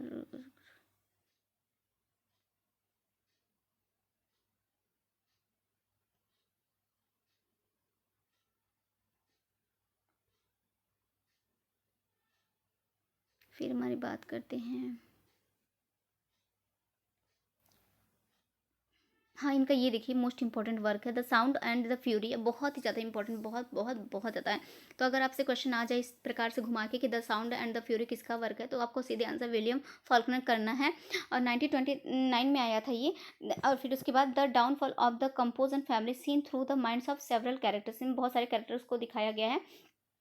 फिर इनका सेकंड वर्क है दी नॉवेल संस्करी, दी novel संस्करी सेंचुअरी क्या है pronunciation आप देख लीजिए। 1931 में आती is about the degeneration of the Temple Drake a young girl from a disguise southern family. फिर उसके बाद इनका और भी आया था वर्क। क्या क्या पढ़ें क्या क्या छोड़े, कुछ नहीं समझ में आ रहा है। हाँ, इनका ये वाला वाला देख लीजिए, वर्क बहुत ज़्यादा इंपॉर्टेंट है। एब्सलॉम एब्सलॉम 1936 में आती है, ये बहुत इंपॉर्टेंट वर्क है। तो इस प्रकार से इनके कुछ 3-4 वर्क आपके एग्जाम में डाल सकते हैं और पूछ सकते हैं इसमें से कौन सा विलियम फॉल्कनर का वर्क नहीं है। अब ये देख लीजिए, इनका जो फर्स्ट वॉल्यूम आया था इन 1914, Faulkner publish the first volume of the Snopes trilogy the hamlet, to be followed by 2 volumes, The Town 1957 and The Manson 1959 में, all of them tracing the rise of the insidious Snopes family to positions of power and wealth in the community। तो यहाँ पास इसका theme ये रहा है। Next हम बात करते हैं हमारे राइटर विलियम ब्लैक आ जाते हैं। ये भी अपने आप में बहुत इंपॉर्टेंट राइटर हैं फ्रेंड। तो एक बार इनका जन्म देख लीजिए विलियम ब्लैक का 28 नवंबर 1757, फिर लंदन इंग्लैंड। इनका डाइट कब हुआ है, मृत्यु 12 अगस्त 1827 में हुआ है लंदन के। ये इनके साथ एक टर्म यूज़ हुआ है इनग्रेवर, ये देख लीजिए बहुत इंपॉर्टेंट वर्क है इनग्रेवर। मतलब कि इनग्रेवर मीन्स ये वर्क वो करते थे कि यहाँ पर सबसे पहले तो ये एक मतलब कि जो पोएम वगैरह नहीं लिखा रहता था उसके पीछे ये डिज़ाइन वगैरह करते थे। मीन्स पोएम बीच में लिखा रहता है, उसको हर पेज पे वो उसके किनारे किनारे क्या बहुत सारे मतलब पेंटिंग वो बनाते थे, इंग्रेविंग करते थे। तो कढ़ाई एक प्रकार से जैसे कढ़ाई नहीं होता तो वैसे ही काम करते थे।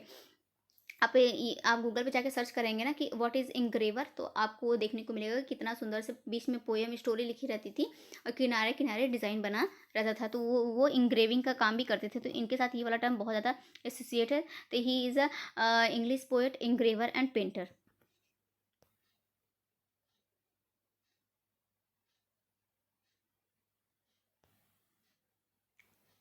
ये तो मैंने आपको बता ही दिया। इनके वर्क देख लेते हैं सीधे। हाँ, इनके जो वर्क रहते थे these were not true mystical vision. ये मतलब एक प्रकार के ये इनके जो वर्क रहते थे ये सीधे, एक मिनट,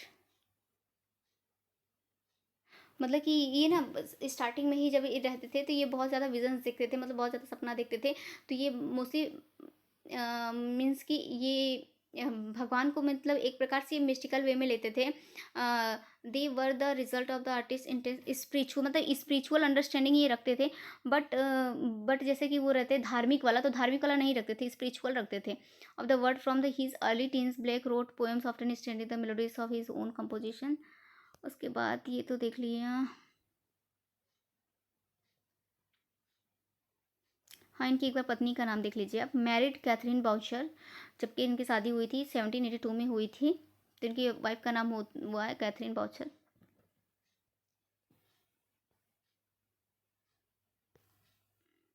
अब इनका नोटेबल वर्क ही हमारे एग्जाम पॉइंट ऑफ व्यू से इंपॉर्टेंट हो जाता है। जैसे इनका सॉन्ग्स ऑफ इनोसेंस आया था, बहुत ही इंपॉर्टेंट वर्क है इनका songs of innocence and of experience, ये बहुत इंपॉर्टेंट वर्क माने जाते हैं इनके। The marriage of heaven and hell, the four Zoas, Jerusalem, Milton and did those feet in ancient time, ये बहुत इंपॉर्टेंट राइटर है, इनके वर्क हैं। तो ये आप एक बार देख लीजिए। अब एक बार इनका आता है फिरदौस खान का अ विजिट टू कैम्ब्रिज। मैंने आपको बहुत अच्छे से डिटेल में पढ़ाया था, तो उसी के राइटर हैं by Firdaus Kanga.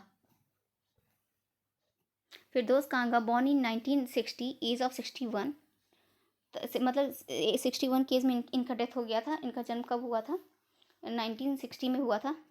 An Indian writer and actor who lives in London, he has written a novel trying to grow, a semi-autobiographical novel set in India, and a travel book, Heaven on Wheels. Heaven on Wheels इनका important हो जाता है, Heaven on Wheels, about his experience in the United Kingdom where he met Stephen Hawking. जो आपका visit of Cambridge है उसमें पूरी story Stephen Hawkins की ही बताई है। Trying to grow was a letter turn into a film six happiness for which Kanga wrote the screen play and in which he starlit. तो आपका यहाँ पास ये राइटर का ख़त्म हो जाता है। नेक्स्ट हम बात करते हैं जॉन किट्स का, जो कि आपके में वर्क है सॉरी, जो कि on the grasshopper and the cricket, ये इनका वर्क आप में आपके चैप्टर आपके सिलेबस में मेंशन है, the on the grasshopper and the cricket by John Keats. तो जॉन किट्स की थोड़ी सी बायोग्राफी देख लेते हैं। He is a was one of the England's greatest poet, England के ग्रेटेस्ट पोएट्स माने जाते हैं और मोस्टली मेरे फेवरेट भी हैं। He was born in London on 31st October 1795. His father Thomas Kitts was an innkeeper. इनके फादर जो रहते हैं innkeeper रहते हैं, सॉरी innkeeper रहते हैं. His mother was called Frances. The couple had 5 children, जो कपल थे इनके पेरेंट्स थे, इनके पाँच बच्चे थे। In 1803 John Keats went to Clarke school in Enfield. तो ये इनका इनका सबसे पहले तो स्कूलिंग जहाँ से हुई है क्लार्क स्कूल से हुई है, यहीं पास ये एक अपने फ्रेंड से मिलते हैं जो कि इनको पोएम में पोइट्री लिखने के लिए प्रेरित करता है, उससे और इंस्पायर करता है, तो ये अपना वर्क लिखना स्टार्ट करते हैं। फिर हम बात करते हैं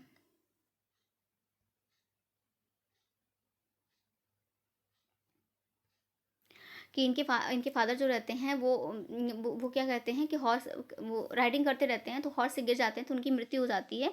तो बट कुछ ही टाइम बाद इनकी मदर जो रहती हैं उनकी दूसरी शादी कर लेते हैं, married mother quickly remarried, however she soon separated from her new husband, और वो अपने हस्बैंड के साथ सेपरेट भी हो जाती है, मतलब अपने बच्चों को छोड़ के। John Keats then went to live with his grandmother, ये अपने ग्रैंड मदर के साथ फिर रहते हैं। John was reconciled with his mother by 1809, फिर दोबारा इनकी मदर जब आ जाती हैं 1809 इनकी मदर दोबारा वापस इनके पास आती हैं, but by then she was ill, but वो उस टाइम बीमार रहती हैं। फिर उसके बाद 1810 में उनकी मृत्यु भी हो जाती है, इनकी मदर की भी मृत्यु हो जाती है। फिर उसके बाद ये इंपॉर्टेंट है आपके हिसाब से क्या है, हाँ, जब ये 18 साल के थे तभी इन्होंने अपना फर्स्ट पोएम लिखा था। किस नेम से लिखा था? Imitation of Spencer. Imitation of Spencer के नेम से इन्होंने अपना फर्स्ट वर्क लिखा था जब ये 18 साल के थे। हाँ, इन्होंने देख लीजिए ये इंपॉर्टेंट हो जाता है। In 1850 John became a student at Guy's hospital. Guy's hospital से इन्होंने अपनी मेडिकल की डिग्री ली, but he continue to write, but लेकिन ये अपना जो कंटिन्यूटी थी राइटिंग में, पोइट्री लिखने में, वो अपने बनाए रखे। इन 1816 he had a poem published for the first time in a magazine called the examiner. The examiner में इनका फर्स्ट पोएम पब्लिश्ड हुआ। Sorry what is this? The examiner में इनका, देखिए ये पत्रिका बहुत ज़्यादा इंपॉर्टेंट है। द एग्जामिनर में इनका फर्स्ट पोएम पब्लिश्ड हुआ था, कब हुआ था? 1816 में हुआ था। इट वॉज अ सोनेट, एक प्रकार का ये सोनेट है, इसका नाम था ओ सॉलिट्यूड। ओ सॉलिट्यूड नाम से ये फर्स्ट हुआ था, पब्लिश क्या हुआ था? एग्जामिनर में हुआ था। ऑल्सो इन्हें 1860 kids passed his exam, but 1860 में इनको जो मेडिकल की पढ़ाई पढ़ रहे थे उसमें पास भी ये हो गए थे। Then in 1870 he published a book called poems. फिर उसके बाद 1870 में इनका एक कलेक्शन आया, पोएम्स के कलेक्शन का पूरा पोएम आया। 1870 में ही पब्लिश्ड अ बुक, मतलब पोएम्स नाम से इनको उसको इन्होंने पोएम्स नाम से पब्लिश करवाया। It was not a success, attracting little interest, मतलब इनको बट उतना सक्सेस नहीं मिला जितना कि ये चाह रहे थे। फिर नेवरथलेस किड्स कंटिन्यू राइटिंग, फिर भी उन्होंने अपनी राइटिंग को कंटिन्यू किया रहा है। हिज एपिक पोएम इंडिमियन, फिर उसके बाद इनका आता है इंडिमियन। इंडिमियन बेचारे लिखने में बहुत टाइम लगाए थे और उसको बहुत अच्छे से लिखे थे और काफ़ी फेमस स्टोरी भी है। इंडिमियन इनका मोस्ट इम्पॉर्टेंट वर्क माना जाता है, जो कि पब्लिश कब हुआ था? 1880 में हुआ था। तो during 1890 Keats continue to write great poems including, अब इनका ये मोस्ट इंपॉर्टेंट वर्क आ जाता है, ode to a nightingale, Hyperion, the eve of एस्टिंग्स, ये सब बहुत इनके इंपॉर्टेंट वर्क है, एक बार देख लीजिए आप।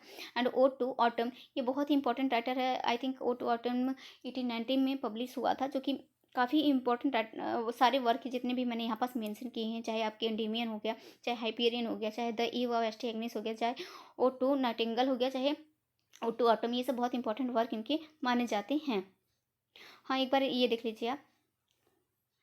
वेयर 1820 किड्स फिल इन, हाँ 1820 में ये बीमार हो जाते हैं और ट्यूबरक्लोसिस से, और मतलब डॉक्टर कह देता है कि अब आपके पास ज़्यादा टाइम नहीं बचा है, मतलब इनकी ट्यूबरक्लोसिस से इनकी मृत्यु हो जाती है। कब हो जाती है?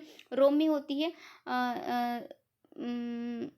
हाँ, रोम में होती है 23 फरवरी 1821 में होती है, और वहीं पास इनको रोम सिमेट्री में दफनाया भी जाता है ऑन 25। ही वॉज ओनली 25, जब जब इनकी मृत्यु होती है, इनकी एज कितनी रहती है फ्रेंड? मात्र ये 25 साल के रहते हैं। Keats was buried in the Rome cemetery, Protestant cemetery, ये रोम में ही, मतलब ये जो वहाँ का सिमेट्री था, चर्च था, प्रोटेस्टेंट सिमेट्री वो चर्च था, वहाँ पास इनको बरी भी किया जाता है। तो ये देख लीजिए एक बार, ये इंपॉर्टेंट हो जाता है। 23 फरवरी 1821 को इनकी मृत्यु हुई थी। कहाँ हुई थी? रोम में हुई थी। तो इनका फ्रेंडशिप ये इंपॉर्टेंट हो जाता है, क्योंकि इनकी फ्रेंडशिप का सर्कल जो था वो काफ़ी बड़े बड़े राइटर के साथ था। तो किसके किसके साथ है ये इंपॉर्टेंट हो जाता है, जैसे कि ले हंट उस टाइम के बहुत इंपॉर्टेंट राइटर माने जाते थे। पर्सी बैसी शेली अप्रिसिएटेड हिज पोएट्री, पर्सी बैसी शेली तो इनको मतलब काफ़ी ज़्यादा इंपॉर्टेंट राइटर है, वो काफ़ी कुछ कहते थे कि तुम ऐसे से वर्क को लिखो। Appreciate his poetry and supported him during during tough times, और पर्सी वैसे ने उन्हें उस टाइम सपोर्ट किया था जबकि जब जॉन किट्स बहुत ही ज़्यादा टफ टाइम से गुजर रहे थे। Theirs appreciation and support combined with his reading to Edmund Spenser's, इन दोनों ने मतलब कि पर्सी वैसे शेली ने और जॉन किट्स ने दोनों ने कंबाइंड मीन्स वो किया, रीडिंग किया, क्या किया था, एडमंड स्पेंसर की बहुत इंपॉर्टेंट बुक है फेरी क्वीन को। सेव्ड हिज राइटिंग स्टाइल, इस राइटिंग स्टाइल को उन्होंने एक प्रकार का सेव दिया अपने अपने अपने वर्क में। The theme of kids work were love beauty, इनका जो थीम रहता था इनके वर्क का वो रहता था love, beauty, joy, nature, music and the morality of human life. अब Keats published his first collection of poems in March 87, इनका फर्स्ट कलेक्शन ऑफ पोएम्स जो आया था इन मार्च 87 में आया था, in which he used a bold a daring writing style. इसमें ये बहुत ज़्यादा इंपॉर्टेंट हो जाता है कि कौन सा राइटिंग स्टाइल इन्होंने लिखा था, तो bold and daring writing style में इन्होंने अपने वर्क को पब्लिश कराया था। फिर उसके बाद आता है, हाँ ये इंपॉर्टेंट हो जाता है जिसकी वजह से बेचारे भी काफ़ी बीमार पड़ जाते हैं। This early collection earn him severe criticism from England, मतलब इनका जो एक ये जो आप देख रहे हैं quarterly review and Blackwood magazine, इन्होंने इंडिमियन को काफ़ी मतलब कि इंडिमियन को और भी वर्क को काफ़ी ज़्यादा इतना ज़्यादा क्रिटिसिज्म किया कि बेचारे उससे बहुत ज़्यादा परेशान हो गए थे, और हालांकि ये पहले ये ट्यूबरकुलोसिस से जूझ रहे थे, तो बट इसकी भी टेंशन बहुत बहुत ज़्यादा इसको क्रिटिसिज्म ये दोनों मैगजीन ने कर दिया था, तो उसकी वजह से बेचारे बहुत परेशान थे, जिसकी वजह से उनकी तबीयत और ज़्यादा ख़राब हो जाती है। ऐसा माना जाता है कि उसकी वजह से मतलब कि बहुत ज़्यादा तबीयत ख़राब हो जाती है, जिससे उनका डेथ भी हो जाता है। हाँ, इन्होंने एक टर्म कॉइन किया था, उसको नाम देख लीजिए, his criticism and developed his famous doctrine known as, हाँ negative capability. Negative capability mostly इन्होंने टर्म दिया था, और किसके लिए दिया था, तो ये विलियम शेक्सपियर के लिए इन्होंने नेगेटिव कैपेबिलिटी का टर्म लिया था mostly. This idea was a romantic idea and permitted human beings to go beyond the contemporary social and intellectual construct and rise above the exciting poems. अब एक बार इनका work हम लोग देख लेते हैं। जैसे पहले मैंने आपको बता दिया कि इंडिमियन 1880 में आया था, पब्लिश सेकंड वॉल्यूम में आया था Endymion. He soon followed that the volume up with Isabella Lamia and the eve of Agnes, ये सब बहुत ही इंपॉर्टेंट वर्क हैं इनके, विच वॉज पब्लिश इन 1820, ये सारे ही पब्लिश हुए थे 1820 में। These collection includes his great odds and also his ambitious romantic piece Hyperion that gained its inspiration from a Greek myth। Hyperion एक ऐसा है जो जिसके इंस्पायरेशन इन्होंने कहाँ से लिया था, ग्रीक मीथ से लिया था, इसकी पूरी स्टोरी को उठाया है हाइपेरियन को। His most popular poems include odd on melancholy, यहाँ पर इनके अब ओड थोड़े से, क्योंकि मोस्टली जॉन किट्स जो जाने जाते हैं अपने ओड के लिए ही जाने जाते हैं। इनके work ode on a melancholy, ode on a Grecian, ode to autumn, ode to nightingale, la belle dame sans merci, बहुत इंपॉर्टेंट बैलेड है इनका। Imitation of Spenser, Hyperion, Isabella. among his sonnets the most popular are bright star, just a second friend, इतनी ये सब बहुत ही ज़्यादा important work माने जाते हैं। तो यहाँ पास ये सब मैंने बता दिया, तो आप देख लीजिएगा। मोस्टली आपसे यहाँ से क्वेश्चन पूछ लिया जाता है कि हाइपेरियन, इंडीमियन, द ईव ऑफ एस्टिएग्निस लैमिया ये किसका वर्क है, तो आपको सीधे आंसर टिक करना है कि जॉन किट्स का ये वर्क है। देन द सेल्फिशेंट बाय ऑस्कर विल्डे, ये भी आपके राइटर इंपॉर्टेंट है। द सेल्फिशेंट आप में टॉपिक है, उसके राइटर हैं। तो सबसे पहले ये कहाँ पास इनका जन्म कहाँ हुआ था, डब्लिन में हुआ था, आयरलैंड, ऑन अक्टूबर 16 अक्टूबर 1854 में हुआ था। इनके फादर जो थे, his father William Wilde was a surgeon, एक सर्जियन थे इनके father, and his mother Jane Francesca Wilde published poetry under the name, इनकी माता जो जिस सोडोनेम से अपना पोइट्री पब्लिश कराती थी वो क्या था, इस पर रेंजा था। Wilde attended Trinity College Dublin from 1871 to 1874। Then बात हम करते हैं इनका, हाँ इनका अवार्ड देख लेते हैं एक बार। At Oxford he received the Newdigate prize for his long poem Ravenna. Ravenna के लिए इनको ऑक्सफोर्ड की तरफ से न्यूडिगेट प्राइज भी मिला था।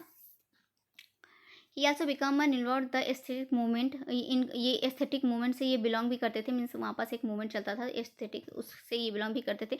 Advocating for the value of beauty beauty, मतलब वो जो मूवमेंट उस टाइम राइटिंग पीरियड में चल रहा था एस्थेटिक मूवमेंट, उसमें ये उससे मतलब ये बिलोंग भी थे, उसमें इन्वॉल्व भी थे। वो क्या था, advocating for the value of beauty in art, मतलब किस प्रकार से उनको उसमें दिखाना था कि आर्ट की जो ब्यूटी होती है उसको ये लोग एडवोकेट कर रहे थे, मतलब उसको वो बता रहे थे, फेमस कर रहे थे। आफ्टर देन हम बात ही करते हैं, हाँ इनका एक ये देख लीजिए, ये इंपॉर्टेंट हो जाता है। He publish his first full length book of poetry poems नाम से इन्होंने फर्स्ट वो कराया था। रॉबर्ट ब्रदर्स इन 1881 में, तो इनका फर्स्ट पोएम्स जो आया था रॉबर्ट्स ब्रदर इन 1881 में आया था। इन 1884 ही मैरिड कॉन्स्टेंस एलॉयड के द्वारा इन्होंने 1884 में इनके साथ इन्होंने शादी कर ली थी। And together they had 2 children, और उनके 2 बच्चे भी हुए। In 1888 he publish first work of prose आया था, the happy prince and the other tales. कब आया था फ्रेंड, 1888 में आया था। नेक्स्ट हम बात करते हैं,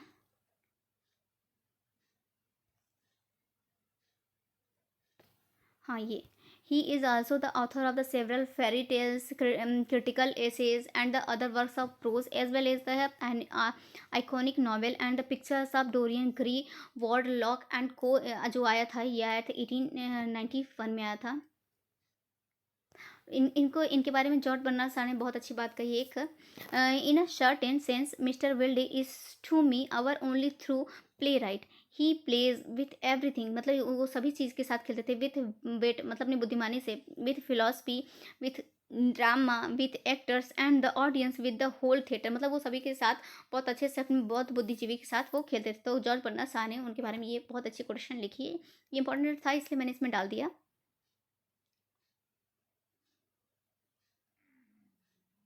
देन ये सब आप देख लीजिएगा, पीडीएफ में देख लीजिएगा।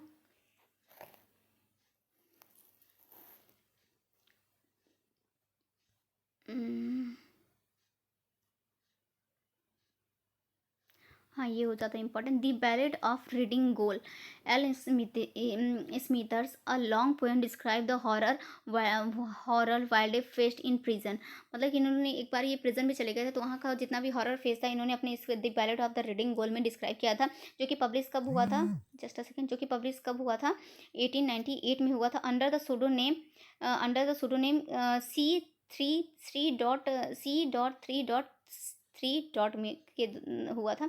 हिज फॉर्मल सेल नंबर, ये इनका ये फॉर्मल सेल नंबर था, तो इसी ही नेम से इन्होंने अपना ये वर्क पब्लिश कराया था। इनकी जो मृत्यु होती है 30 नवंबर 1900 में हो जाती है, पेरिस में होती है, फ्रांस की, मतलब कह लीजिए पेरिस या फ्रांस में हो जाती है। फिर आपके लास्ट आते हैं नसीम एज़ेकियल, फिर नसीम एज़ेकियल के बाद कोई और है, बहुत राइटर है फ्रेंड, मैं कितने कंप्लीट कराऊँ मुझे खुद समझ नहीं आ रहा है। जब आप कर देख रहे हैं 1.5 घंटा होने वाला है, हम जल्दी जल्दी इनको भी कंप्लीट कर लेते हैं, फिर इसको पीडीएफ में प्रोवाइड करा दूंगी, आप उनसे पढ़ लीजिएगा। बहुत सारे राइटर, मैं कितने राइटर कंप्लीट कराऊँ, आपके 2 दिन एग्जाम बचे हैं, आप कितना पढ़ पाएंगे, मुझे खुद समझ नहीं आ रहा है मैं क्या करूँ। इतना शॉर्ट टाइम में तो आपका केवीएस एग्ज़ाम ले लिया है कि जितने टीचर हैं उनका सर तो चकराया गया है, बच्चे भी पूरे डिप्रेशन में जूझ रहे हैं। ऐसा नहीं है कि बस बच्चे ही जूझ रहे हैं, जो आपके टीचर पढ़ा रहे हैं वो भी डिप्रेशन में ही चले गए हैं, बट हम लोगों को डिप्रेशन से उठना है। मतलब चलो ठीक है, अब आप एक काम करिएगा, एग्ज़ाम के एक दिन तो बिल्कुल ही मत पढ़िएगा, बस मतलब कि थोड़ा बहुत पढ़ लीजिएगा, रिविज़न करिएगा, माइंड को बिल्कुल फ्रेश रखिएगा। ज़्यादातर आप फोकस आप जितना पढ़ चुके हैं बस उसके रिविज़न पे करिए, कुछ भी न्यू मत पढ़िए। मैं आपको ये पीडीएफ प्रोवाइड करा दूँगी। बस आप इसको लंबा, लंबा, लंबा, लंबा बस देख लीजिएगा। डेट, बर्थ, मतलब आप एक बार बर्थ, डेथ देख लीजिएगा, और बार-बार मैं कहती हूँ नेशनैलिटी देख लीजिएगा, एंड उनका कोई भी अवार्ड मेंशन है तो वो देख लीजिएगा।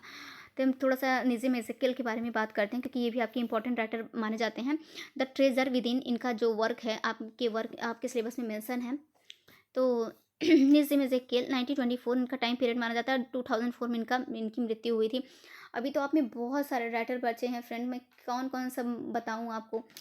जैसे कि एच डी सावंत हो गए, सत्यजीत रे हो गए हैं आपके, माइकल मोरपर्गो हो गए हैं, विलियम ब्लेक मैंने आपको करवा दिया है, और मतलब फिर और अ,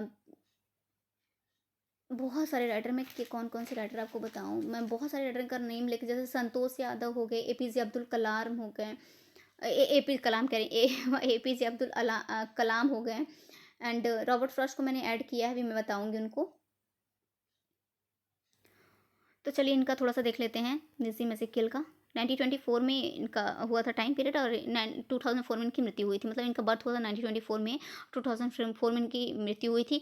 name figures prominently among the Indian writer, जो कि इनकी इंडियन राइटर के नाम में माने जाते हैं। इंग्लिश राइटिंग इन पर इनका राइटिंग स्टाइल इंग्लिश राइटर के जैसा था। As a literary personality he has contributed immensely through his poems and writings. Life is क्या-क्या पढ़ाएँ, क्या-क्या ना। इतना आप उनका जान लिए तो इतना काफ़ी है, फिर उसके बाद इनका वर्क डायरेक्ट हम लोग देख लेते हैं। हाँ, एक बार इनकी वाइफ़ का नाम देख लें, Nissim Ezekiel married Daisy Jacob in the year 1952 में इन्होंने ये डैसी जैकब से शादी कर ली थी। फिर उसके बाद इनका पोएट्री करियर देख लेते हैं एक बार। In his writing career of poetry Ezekiel published published 1924, इन्होंने अपना जो पब्लिकेशन स्टार्ट किया था वो 1924 से स्टार्ट किया था, 2004 तक, मतलब इनकी मृत्यु पर्यंत इनकी पोइट्रीज पब्लिश होती ही रहती है। His first collection of poetry the bad day in 1952 में आई थी बाय फॉर्च्यून प्रेस के द्वारा। मतलब ये पत्रिका है उनका, फॉर्च्यून प्रेस के द्वारा आई थी। इज़ेकियल को फाउंडेड द लिटरेरी मंथली, को फाउंडेड भी ये रहे हैं लिटरेरी मंथली के, जम्बो जम्बो इन 1961, and become the art critic of the names of India.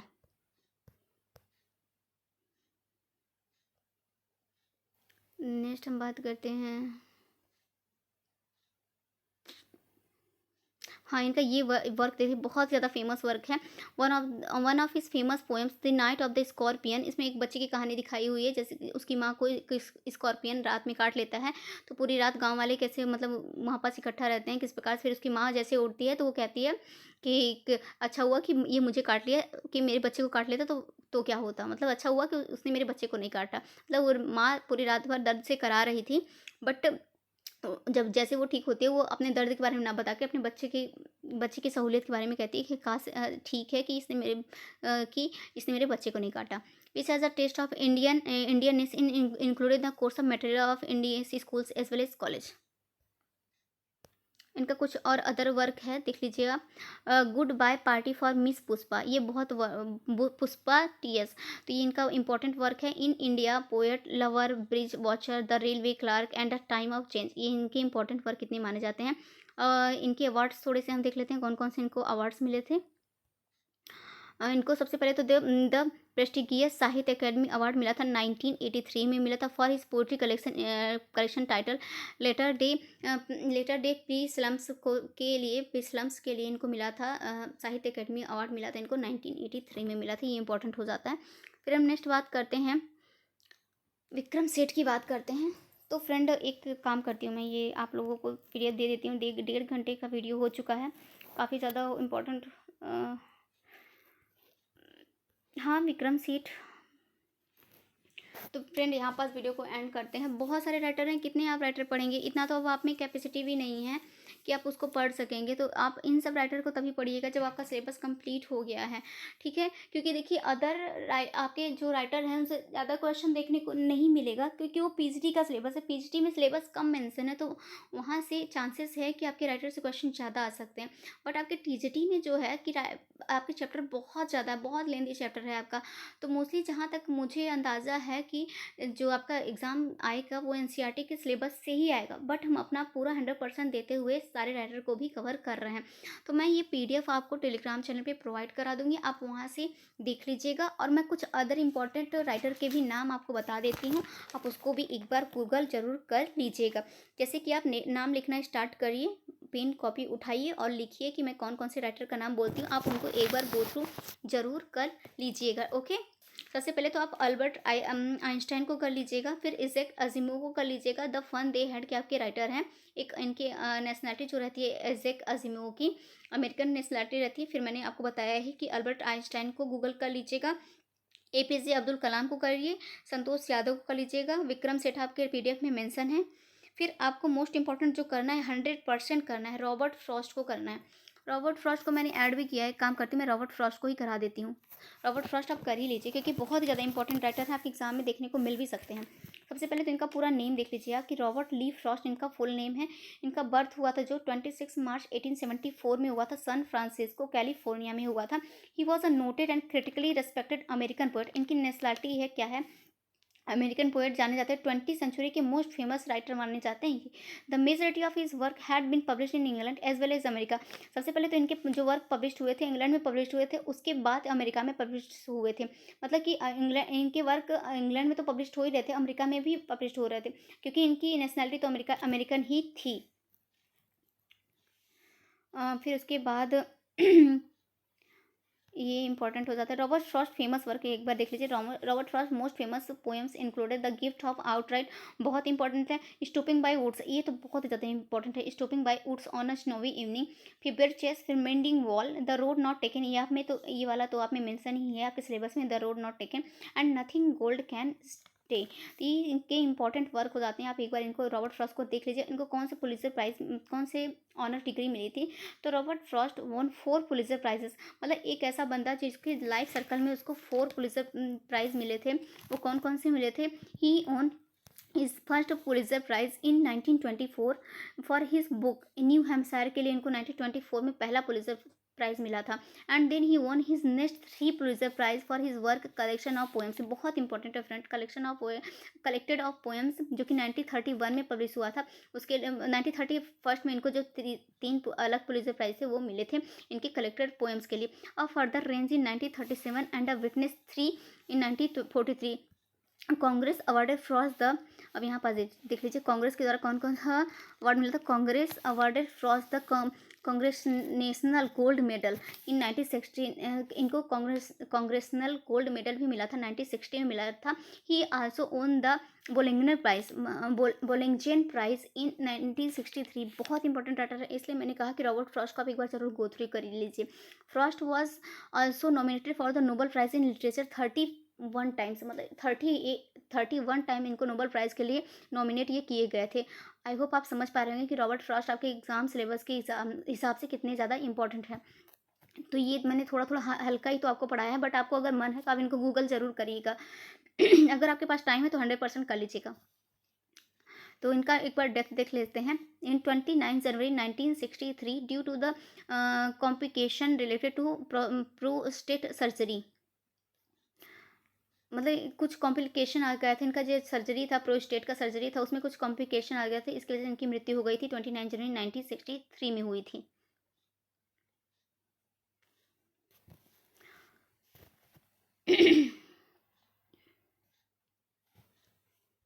ये इंपॉर्टेंट हो जाता है। His ashes are interred in a family plot in Bennington Vermont. उसके बाद विलियम बटलर इट्स, ये भी आपके इंपॉर्टेंट हो जाते हैं। मैं आपको ये पीडीएफ प्रोवाइड करा देती हूँ फ्रेंड। ये मुल्क राज आनंद बहुत ज़्यादा इंपॉर्टेंट है आपके मुल्क राज आनंद। मुल्क राज आनंद का सबसे पहले आप देख लीजिए 12 दिसंबर 1905 में से इनका बर्थ हुआ था। 20 सितंबर 2004 में इनकी मृत्यु हुई थी। और इनका ये एक Indian most famous Indian writer माने जाते हैं। इनका जो मोस्ट फेमस वर्क है, इनके देखिए ट्रायलॉजी इनके साथ जुड़ी रहती है। Indo Anglian fiction he together with R K Narayan, Ahmed Ali and Raja Rao के साथ he was one of the first Indian best writer in English to gain in international readership. तो ये बहुत ही इंपॉर्टेंट राइटर मैंने बताया ना। Anand is admired for the his novel and short stories which have acquired the status of classic of modern Indian English literature. और इनका थोड़ा सा इंपॉर्टेंट वर्क हम देख लेते हैं, जैसे कि इनका अनटचेबल जो कि 1935 में आया था, बहुत ही ज़्यादा इंपॉर्टेंट नॉवल है फ्रेंड, बहुत ही ज़्यादा। अनटचेबल जो कि है, आप मैं कह रही हूँ अनटचेबल के एक बार आप इनके उसके कैरेक्टर जरूर देख लीजिए, लाखा बाखा, ये बहुत सारे इंपॉर्टेंट कैरेक्टर अनटचेबल में, जो कि एक पुअर बच्चे के बारे में, एक पुअर लड़के के बारे में बताता है। तो अनटचेबल जो कि एक मतलब कि लैट्रिन साफ करने वाला बच्चा रहता है, उसके बारे में अनटचेबल पूरी स्टोरी है, 1935 में आई थी। और इनका दूसरा वर्क है जो कि कूली, कहाँ गया कूली, मैंने मेंशन नहीं किया है क्या, followed by other works on the Indian poor such as, हाँ देखिए ये कूली आई थी 1936 में, बहुत इंपॉर्टेंट वर्क। चाहे आप इनका अनटचेबल देख लीजिए, 1935 में आई थी, कूली आई थी उसके एक साल बाद 1936 में आई थी। And two leaves and a bud, ये तो two leaves and a bird ये 1937 में आया था। ये तीनों इनके बहुत ही इंपॉर्टेंट वर्क हैं, बहुत ज़्यादा इंपॉर्टेंट वर्क है, जो कि इसमें मैंने मेंशन कर लिया है। Okay, he is also noted for being among the first writer to incorporate Punjabi and Hindustani idioms into English and was a recipient of the civilian honour of the Padma Bhushan notable. Padma Bhushan से भी इनको नवाजा गया था। और यहाँ पर देखिए इन और इनके अवार्ड हैं, कौन कौन से हैं। इंटरनेशनल पीस प्राइज इनको मिला था 1953 में मिला था। पद्म भूषण इनको मिला था 1967 में मिला था। साहित्य अकेडमी अवार्ड मिला था 1971 में मिला था। किसके लिए मिला था, for morning face, for morning face इनका बहुत इंपॉर्टेंट राइटर है, इसके लिए इनको साहित्य अकादमी अवार्ड भी मिला था 1971 में। और वर्क्स ऑफ मुल्क राज आनंद नॉवेल्स एडिट, जैसे मैंने ये आपको बताया है कि अनटचेबल बहुत इंपॉर्टेंट राइटर है, अनटचेबल बहुत इंपॉर्टेंट वर्क है इनका। फिर कूली भी है, two leaves and a bird भी है। फिर उसके बाद दी विलेज, हाँ द विलेज में इनका बहुत इंपॉर्टेंट राइटर वर्क है इनका, द विलेज। इनका एक ये वाला work lament on the death of a master of arts 1939 में आया था, ये भी बहुत ज़्यादा इंपॉर्टेंट राइटर है। अक्रॉस द ब्लैक वाटर बहुत बहुत इंपॉर्टेंट राइटर है, मतलब वर्क है इनका ये। फिर इनका नेक्स्ट आता है the sword and the sickle, 1942 में आया था ये। फिर एक आता है द बिग हर्ट, 1945 में ये भी आता है। फिर childhood the story of an seven summers में इसमें डिस्क्राइब किया गया है, द बिग हर्ट वगैरह इसी में सब इंक्लूड है। The story of an Indian childhood, ये आया था the private of Indian prince, ये भी इंपॉर्टेंट वर्क है इनका, the private life of Indian prince. हाँ, the old women and the cow, ये भी इंपॉर्टेंट वर्क है इनका। जितने भी इंपॉर्टेंट वर्क थे मैंने इनसे मेंशन कर दिए थे, चाहे दी रोड देख लीजिए। फिर एक आया था इनका मॉर्निंग फेस, तो मैंने बता ही दिया कि इनको मॉर्निंग फेस के लिए अवार्ड ही मिला था, मॉर्निंग फेस। नेक्स्ट हम बात करते हैं, फिर इनका शॉर्ट कलेक्शन आप देख लीजिए, शॉर्ट स्टोरी की कलेक्शन यहाँ पर से आप मैंने मेंशन कर लिया है। अब आप इसमें देख लीजिएगा फ्रेंड, मैं पहली बार ऐसा हो रहा है कि मैं 1.5 घंटे का वीडियो बना रही हूँ। आपने मेरे अभी तक वीडियो में 1.5 घंटे की वीडियोस नहीं देखे होंगे, बट मैं क्या करूँ, आप एग्जाम पॉइंट ऑफ व्यू से सारे ही बहुत ज़्यादा इंपॉर्टेंट हैं, तो ये सब मुझे करना ही पड़ेगा। क्योंकि मुझे आप लोगों को पता है कि अभी मुझे यूट्यूब से 1 रुपये भी नहीं आता जब तक मेरे 1000 सब्सक्राइबर नहीं होंगे। मतलब कुछ यूट्यूब की क्राइटेरिया होती है, इसको मुझे पार करना पड़ेगा। तो अभी मेरा क्या 2-3 हफ्ता तो मुझे वीडियोस बनाने में लगे हैं, तो 2-3 हफ्ते में क्या चैनल मोनेटाइज होगा, तो कुछ भी 1 रुपये तो कहीं से आने नहीं रहा। जब तक आप लोग मेरे 1000 सब्सक्राइबर नहीं कराएंगे, 4000 वॉच टाइम नहीं होगा, तब तक मुझे 1 रुपये भी नहीं आएगा। तो आप समझ सकते हैं कि आप लोगों को पढ़ाने में बस मुझे दिल से खुशी मिल रही है, आप लोगों का सपोर्ट मिल रहा है थोड़ा सा, आपके अच्छे अच्छे कमेंट देख के मुझे अच्छा लगता है, इसलिए मैं वीडियो अपलोड करती पूरे एंड टाइम तक भी मैं अपलोड कर रही हूँ आप लोगों के लिए। तो प्लीज़ आप लोग भी थोड़ा सा सपोर्ट करिएगा। आप देख रहे हैं किस हिसाब से मैं आपके लिए इस वीडियोस लेकर आई हूँ। तो यहाँ पास हमारा फाइनली फिनिश हुआ राइटर का। तो और जितने भी राइटर मैं नहीं पढ़ाई हूँ आपको इस सिलेबस में मिल जाएगा, और भी मैं अदर 2-3 पीडीएफ आपको राइटर से रिकॉर्डिंग में अभी सेंड कर देती हूँ। मतलब जैसे ही ये वीडियो कंप्लीट होगा मैं उसको सेंड कर दूँगी आपको ग्रुप में, आप उसको भी पढ़ लीजिएगा। अगर आपके पास टाइम हो तो पढ़ लीजिएगा, अगर नहीं टाइम हो तो आप तो भी मैं 2-3 राइटर बता रही हूँ उनको जो तो ज़रूर कर लीजिएगा। जैसे कि मैंने पहले ही बताया कि आपको विक्रम सेठ करना है, संतोष यादव करना है, एपीजे अब्दुल कलाम करना है, अल्बर्ट आइंस्टाइन को कर लीजिएगा आप, रॉबर्ट फ्रॉस्ट मैंने करा ही दिया, मुल्क राज आनंद भी मैंने करा ही दिया, रस्किन बॉन्ड भी करा दिया है। और उसके बाद आपके जो राइटर आते हैं William Butler it's, WB it's, ये बहुत इंपॉर्टेंट राइटर फ्रेंड, इनको छोड़ने लायक बिल्कुल भी नहीं है, तो इनको कर लीजिएगा। अजीक अजीमोव को कर लीजिएगा, और कैथरीन मेंसफील्ड को करना है आपको, हाँ, ये इंपॉर्टेंट रहता है फ्रेंड, इनको तो पक्का पक्का कर लीजिएगा। एंटन पाब्लो चेकोव से ये एनवीएस में इनसे क्वेश्चन भी आ चुका है, तो एनवीएस में आया है तो केवीएस में आने के चांसेस 100% बन सकते हैं। तो ये आपके जो चैप्टर है दी बेगर, उसमें उसके राइटर हैं एंटन पाब्लो चेकोव, ये इसके राइटर है, इसको उनको प्लीज़ प्लीज़ प्लीज़ कर ही लीजिएगा आप। ओके, फिर उसके बाद आता है हमारा नेक्स्ट, हमारे बाद आते हैं रॉबिन क्लेग, एंड्रिच रीच आपके बहुत इंपॉर्टेंट राइटर हैं। फिर कॉल स्टैंडबर्ग, इन सब की आपकी एक काम करती हूँ मैं, पीडीएफ इन लोगों को शेयर कर देती हूँ, आप इन लोगों को पीडीएफ के थ्रू बस हल्का हल्का एक दो बार गो थ्रू कर लीजिएगा, अगर टाइम बचे तो। अगर नहीं टाइम बचे तो भी मैंने 2-3 राइटर जो बताए हैं उनको तो कर ही लीजिएगा। तो यहाँ पास फिर हम अपने वीडियो का एंड करते हैं। आपको अगर मेरी बातें अच्छी लगी हो, पढ़ाने का तरीका अच्छा लगा हो, आज क्या पढ़ाने का तरीका अच्छा लगा होगा, इतना जल्दी जल्दी मैं आपको पढ़ाई हूँ कि क्या आप सोच रहे होंगे मैम भी क्या भगा भगा के पढ़ा रही हैं, बट मैं समझिए कि मैं आपके भले के लिए मैंने भगा भगा के जल्दी जल्दी मैंने थोड़े थोड़े टाइम में मैंने इतने सारे राइटर को कवर किया। इतने सारे राइटर को इतने कम टाइम में कवर करना आसान बात नहीं थी, मैंने तो भगा भगा के आपको कवर कराया, बस उतना ही कवर कराया जाके जो कि आप एग्ज़ाम में फंस सकते थे। तो मेरी बात को समझिएगा और ये मत सोचिएगा कि मैम ने भगा भगा के पढ़ाया तो अच्छा नहीं पढ़ाया। अगर मुझे टाइम मिलता, केवीएस आप लोगों को टाइम देता, तो मैं सब कुछ डिटेल में आपसे कराती। स्टार्टिंग में मैं सब कुछ आपके साथ डिटेल में ही करा रही थी, बट हमारे पास टाइम ही नहीं था, तो सब कुछ मैंने सारे आपके चैप्टर, चाहे 6 क्लास के हो, चाहे 7th क्लास के हो, चाहे 8th क्लास के हो, चाहे 9th क्लास के हो, चाहे 10th क्लास का, सारी ही चीज़ें मैंने आपको प्रोवाइड करा दी। बस आपको ये है कि अगर आप मतलब आपका एक बार सिलेबस कंप्लीट भी हो गया, तो आप ये करिए कि सारे का स्पीड 1.5 पे 5 पे स्पीड वीडियो का करिए। सारे वीडियो आपको कितने मिलेंगे, 12-13 वीडियो से ही तो मिलेंगे। तो 12-13 वीडियोस को आप 2 दिन में नहीं कंप्लीट कर सकते। 8 घंटे भी अगर आप एक दिन अपने स्टडी को 8 घंटे भी दे रहे हैं, तो भी 1.5 पे स्पीड करिए आराम से। और वो सारी वीडियोस को दोबारा देख लीजिए, क्योंकि एक बार वीडियो देखने से आपको क्या होगा कि वो चीज़ें आपके माइंड में छपेगी नहीं, बट आप अगर 2-3 बार देख लेते हैं तो सारे ही फैक्ट आपके माइंड में बिल्कुल एकदम छप जाएंगे, तो सारे ही टॉपिक आपका दोबारा रिवीजन हो जाएगा। तो मैं कहती हूँ अगर आपके पास टाइम हो तो आप सारे ही वीडियोज़ के एक बार दोबारा रिवाइज कर लीजिए, जो कि लेकिन स्पीड बढ़ा के करिएगा। स्पीड नहीं बढ़ाएंगे तो आपका टाइम बहुत ज़्यादा ख़राब हो जाएगा, तो स्पीड बढ़ा के जल्दी जल्दी जल्दी जल्दी रिवाइज कर लीजिए। तो चलिए ठीक है फ्रेंड, यहीं पास हम अपने वीडियो को एंड करते हैं। मेरी बातें अच्छी लगी हो तो प्लीज़ वीडियो को एक लाइक करिएगा, अपने चैनल दोस्तों तक भी शेयर करिएगा। मेरे भी चैनल को थोड़ा प्लीज़ आप प्रमोट कर दीजिए, मुझे भी थोड़ा सा फ़ायदा हो जाए, क्योंकि जानते हैं फ़ायदा होता है तभी कुछ कुछ करने में मन लगता है, तभी मुझे कुछ भी 1 रुपये के भी कुछ भी फ़ायदा नहीं हो रहा है। तो ऐसे एक टीचर को तो नहीं बोलना चाहिए, सॉरी, इसके लिए मैं माफ़ी मांगती हूँ, बट थोड़ी सी हेल्प आप लोगों की चाहती हूँ, तो प्लीज़ हेल्प कर दीजिएगा। वीडियो पसंद आए तो लाइक करिएगा, चैनल पहली बार सब्सक्राइब करिएगा, अपने दोस्तों तक भी प्लीज़ शेयर कर दीजिए, क्योंकि आप प्लीज़ शेयर कर दीजिए ना, आप लोग शेयर कर दीजिएगा। और मिलते हैं नेक्स्ट वीडियो में। ये इसका इन सारे ही राइटर के मतलब मैं आपको लगभग 40-50 राइटर की पीडीएफ आपको टेलीग्राम पे शेयर कर देती हूँ, बस आप टेलीग्राम से जुड़ जाइए। आप लिटरेचर पॉइंट सर्च करेंगे टेलीग्राम पे तो आपको सीधे मिल जाएगा। तो आपको ये वाला लोगो जो यहाँ पास लगा हुआ है चैनल पे, वही लोगो वहाँ देखने को मिल जाएगा। तो आप उसको में ऐड हो जाएगा, मैं पीडीएफ वहाँ शेयर कर देती हूँ। तो चलिए फ्रेंड, मिलते हैं नेक्स्ट वीडियो में। कुछ ही टाइम में आपके लिए एक 10 मिनट का वीडियो लेकर आ रही हूँ, जिसमें मैं आपको बताऊँगी कि लास्ट के 3 दिनों में आप अपना प्रिपरेशन कैसे करें कि आपके मार्क्स अच्छे आ सकते हैं। ओके, तो मिलते हैं नेक्स्ट वीडियो में। Thank you so much, bye bye.